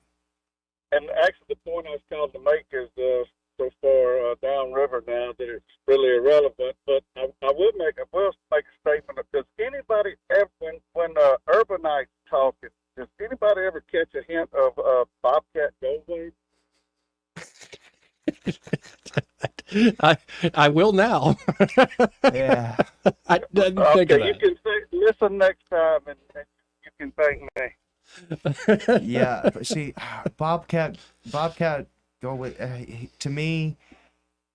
The that whole story that I don't know. Have you read his book? Mm-mm. Is it kind of like a? Yeah, he got he had a messed up. That's what I childhood. kind of always figured. And, Makes sense. So he actually went on Rogan and actually told his story, and it's just horrific of what happened to him and his sister. Well, next time Urbanite calls, Alan, I'll have to listen. Yeah, and is that a recommendation for listening to that Bobcat story, or Well, suggestively not listening? I mean, it's a horrific story. The sexual abuse that he endured is horrific, but I think that I think the way that he tells it is very helpful and very cathartic for him, and I think for other people who've endured similar things. So I would say I would recommend it, but also say know what you're getting into. It's not a fun story. And and him coming out of it is the good part of the story and how he's dealt with it and everything. So I would recommend listening to it, but just like I said, know what you're doing. Well, he always on to me anytime, and Randall too, both of them. I love listening to both of them, but I'm definitely not either one of them. Yeah, Eddie really screwed up there. I'm very disappointed. Give me some lashes later on. We'll be all right. Well, I appreciate it, Alan. Get that mac and cheese from the Coosa Cleaver. Are you and Rosie matching today? Well, of course we are. I saw her just in the window. Y'all are wearing the same exact top. Mm-hmm. I told you I should have bought these by the dozen. I know. A lot of people love them. Yeah. Hey, this part of the program brought to you by Montgomery Men's Health, before I forget. And they're at Montgomery Men's Health, of course. Well, men, as we get older, two things can start to happen. One is issues in the bedroom, erectile dysfunction. Mm-hmm. A more general problem actually could be causing those issues in the bedroom is low testosterone. Low testosterone, excuse me. It's nothing to deny, put off, be ashamed about, and certainly not something to wait to get fixed. Yeah, guys hate going to the doctor, but Montgomery Men's Health was created to take care of guys just like us, because I hate going to the doctor too. Don't we all? But the reality is, with issues in the bedroom, pills often quit working, and guys start making excuses for not coming to bed. Did you know that studies show that men will be more irritable and argumentative before bed just to avoid failing at intimacy? Like, you want to avoid that miserable feeling. I get it. So, fellas, if you're out there and you're lacking motivation, drive, including a low sex drive, you just always feel tired, like you're walking through your life in a fog, knowing whether you have low T is huge in combating some of these issues. And did you know that as you age, a testosterone PSA check should be part of your annual men's health routine? And the providers at Montgomery Men's Health can provide you just that. They'll conduct a testosterone-focused lab workup plus a consultation for only $99. And they have treatments there, low T treatments at Montgomery Men's Health that can truly change lives. Men can experience higher energy, better gains in the gym. Brother. What was that, brother? Brother. Better mental clarity, improved sleep patterns, a faster metabolism, you usually even notice an increased libido. And you can actually book the same day that you call. That number, 440-3663. That's 440-3663. Or go to MontgomeryMen'sHealth.com to book your appointment today. Let's go to, now, Papa B real quick. I know. I got to say, look, you cannot be mad when you talk about newer country singers. You can't be mad at Alan Jackson. That's my man right there. He puts out some good music. Alan Jackson? Agree, right? Yeah, Alan Jackson. I'm a fan. I mean, how can you? I admit I'm not a big country guy, but there are definitely some country songs that are just remarkable. And I would say Alan Jackson's put a few of those out. Sure. I guess so. Well, just one other thing. But, I'm sorry, what's the best name there? Craig Munger. Craig, look, me and you have had our differences. I like you, Craig. And I'm sorry we had a disagreement. But I think you'd like me okay if you got to know me. But you're a Christian that like heavy metal music. I'm getting that. Is that what I'm saying? Yes, you are correct. So, well, I'm saying this tongue in cheek, but feel free to take it personally. Right? I'll give you a psychological profile real quick. I say you are an incredibly amorphous, perverse man and a highly skilled debtor, and probably dream of smoking cigars. If you were I think I might have found that funny if it didn't sound like you were talking into a soup can connected to Yeah, your connection's not great. We're kind of sitting here. I apologize. I've tried to listen. It's not your fault. It's some technological fault. Sorry about that. All right, guys. Later. You too, bud. Love you, Papa B. Let's go now to Randall. Hey, Randall. Hey, man, the universe crazy, ain't it? Eddie picked up and I heard you say Randall. I said, I'm right here, man. He said, that must be another Randall. I said, Imposter. No, I just love that you began this call with the universe crazy. But and man, I was going to say y'all talking about mushrooms and earlier they talked about the bridge and about the illegals. That kind of goes together. That's the product that's coming at us right now. We ain't got a machine just yet that can hand pickle, and the mushroom. We don't have. The mushroom industry is so underhanded right now, and there ain't no. We got pepper machine, we got all that stuff now. But the mushrooms, man, you look at they are having to just burn whole rooms of mushrooms because you have only a certain second to pick them. You know what I mean? There's a sweet spot within 3 hours. I mean, it's that delicate with some of these mushrooms and the picking process and all that. And they don't have the machine that does it. The LiDAR, it still is wasting a lot of mushrooms, and it ain't quite. I mean, it may be further along than what I think. I mean, but what I saw, it don't look like it. And man, they come and the bridge part. When the second person that they pulled out that made it, he refused help and took off and wouldn't. So that's going. I guess they about to start pumping. They're gonna the next news thing. You know what I mean? We're gonna start tugging on heartstrings to turn everybody's insides, I guess, a different way. Because the second one refused help, and for that happened, that don't really make sense. Because they know they say. I mean, you know what I mean? Like everybody's coming here getting these. They talking about these cars they're getting at the border, with thousands of dollars on them, and signing my house. And why would the second one leave and refuse any medical attention? Is kind of crazy, and why they ain't started. They just kind of ramping up that part. I don't. You know what I mean? You got me not even want to say. Man, look at me. God, leave. That got me ramping up to that part. That not wanting to say illegal. I don't even know why. I said, man, I can't even study this crap without getting groomed. But anyway, they kind of they're starting to talk about the illegal part. You know what I mean? And then. But y'all talking mushrooms, and he had brought that up earlier in the show, and I just wanted to say, hey, too, man, it's Friday, and we ain't talked really since that time we talked about Jesus Christ. And Christianity. So, and I know today wasn't gonna be the day you already said it to start with, so we're gonna quit that. But I just want to say, hey, and the mushroom industry is dying for help. If anybody, because we going to so much psychedelics involved. You know what I mean? Like that's Oregon. I think it was Oregon. You know what I mean? They legalized it, the use of, and so that part. And then we are eating tons of them now. We're cooking. You know what I mean? Everything got mushrooms. We want to put mushrooms in it. I don't know why. That's what the study made me feel that way. I don't know if I got the right porcini. Yeah, I mean, man, there's all kinds, Joy. It's crazy how them things they grow. But to pick them, you gotta grab them and twist at the same time and pop it. Some of them, it gotta be delicate. That's one of the machines. Yeah. So, and then there's some that grow on. They got like fake stumps, and they grow them just like they growing on trees, but they grow them on fake wood. Like they look like little pieces of wood, but it's all synthetic. And you have to grab the piece of wood out of the little oven like deal, or where it's got the humidity and the darkness and the light all just right. And inhale, Randall. Randall, for God's sake, I gotta run, man. I appreciate it. All right, brother. Good seeing y'all, man. Man alive! When does he ever breathe in? I don't know. Let's go to Paul, and then we have to hit a break and then move on here. Hey, Paul. What up, Paul? I'm a fan of your epistles. I'm sorry. Love you, Randall, but did you breathe at all? God have mercy. He's an auctioneer. He needs to. That's his calling. I can't even put thoughts together that quickly. Like in that stream of consciousness, I have to throw in some ums and buts. Randall's an impressive man. We need to introduce Randall to Casey Rocket, Eddie. Yeah. You know that? I'm sorry, guys. Yeah, Paul, get yourself together here. This is a radio show.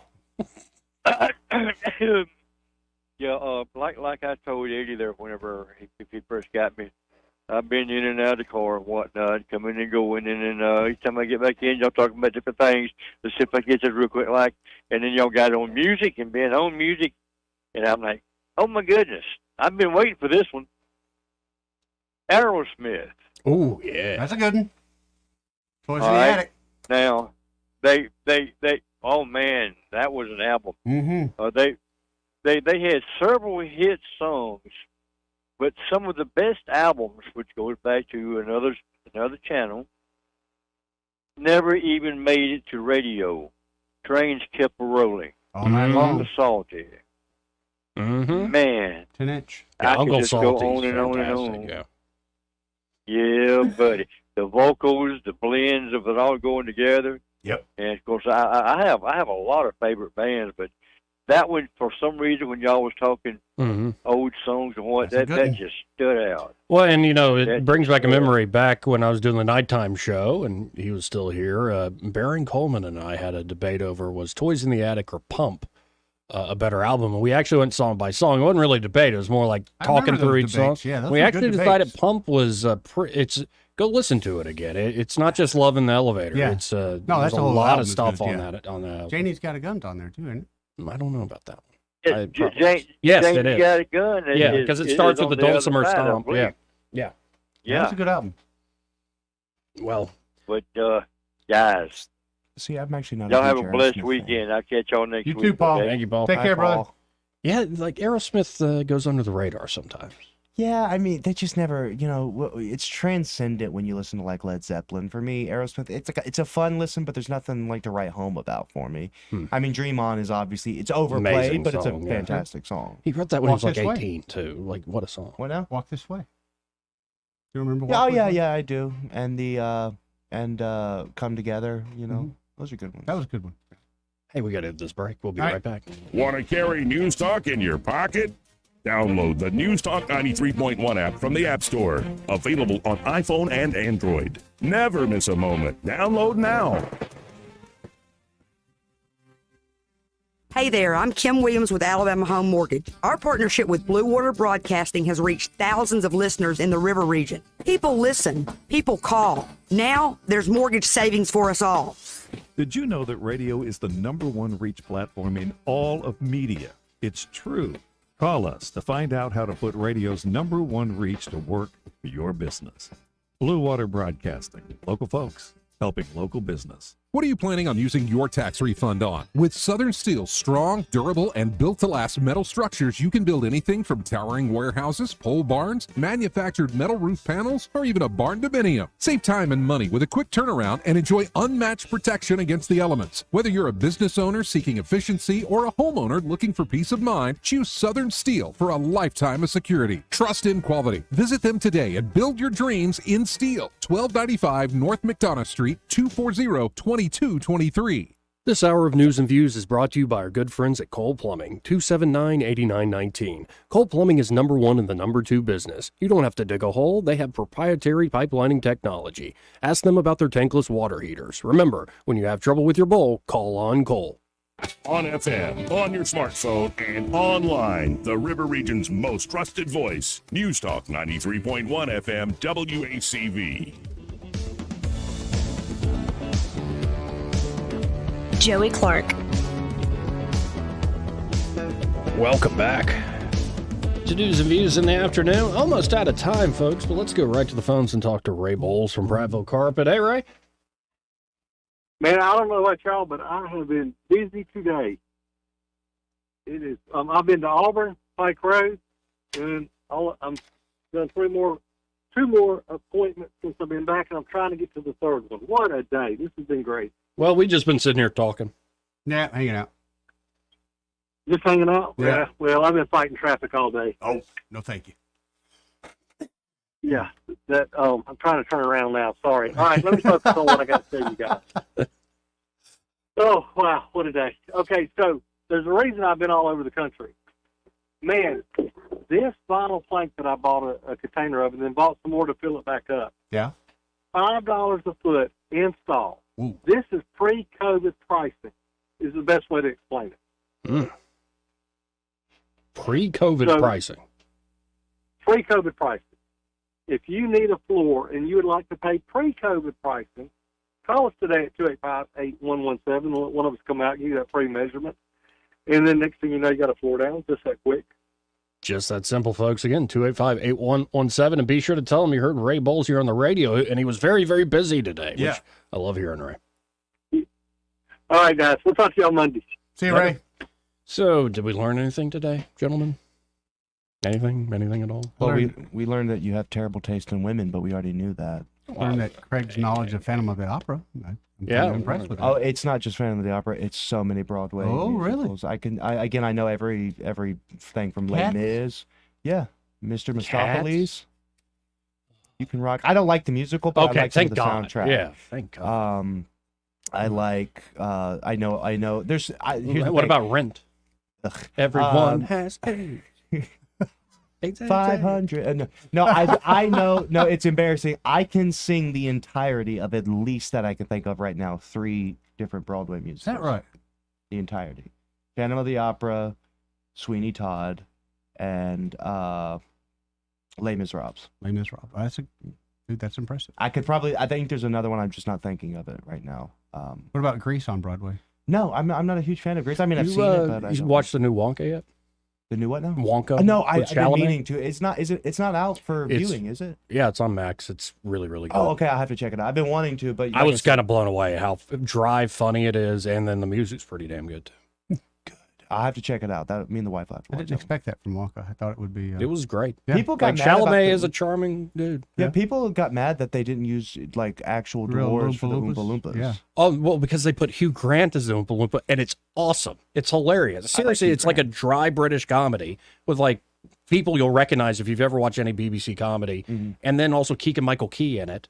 Just to give this away, he's being bribed with chocolate, and every scene he comes in, he's gained 50 pounds. Ooh, I can And relate. so it's just, there's all sorts of subtle little gags, and it's a charming, great movie. I'll have Feel to good check it movie. out. But hey, we're done. All right. I'm done. Have a good weekend, everybody. Be back Monday, of course, talking to Dick Brubaker. Kick things off leading up to this runoff. Broadcasting from the Riverside Chevrolet Master Control Center, this is WACV Cusada, News Talk 93.1 FM. When it's Chevy, it's Riverside.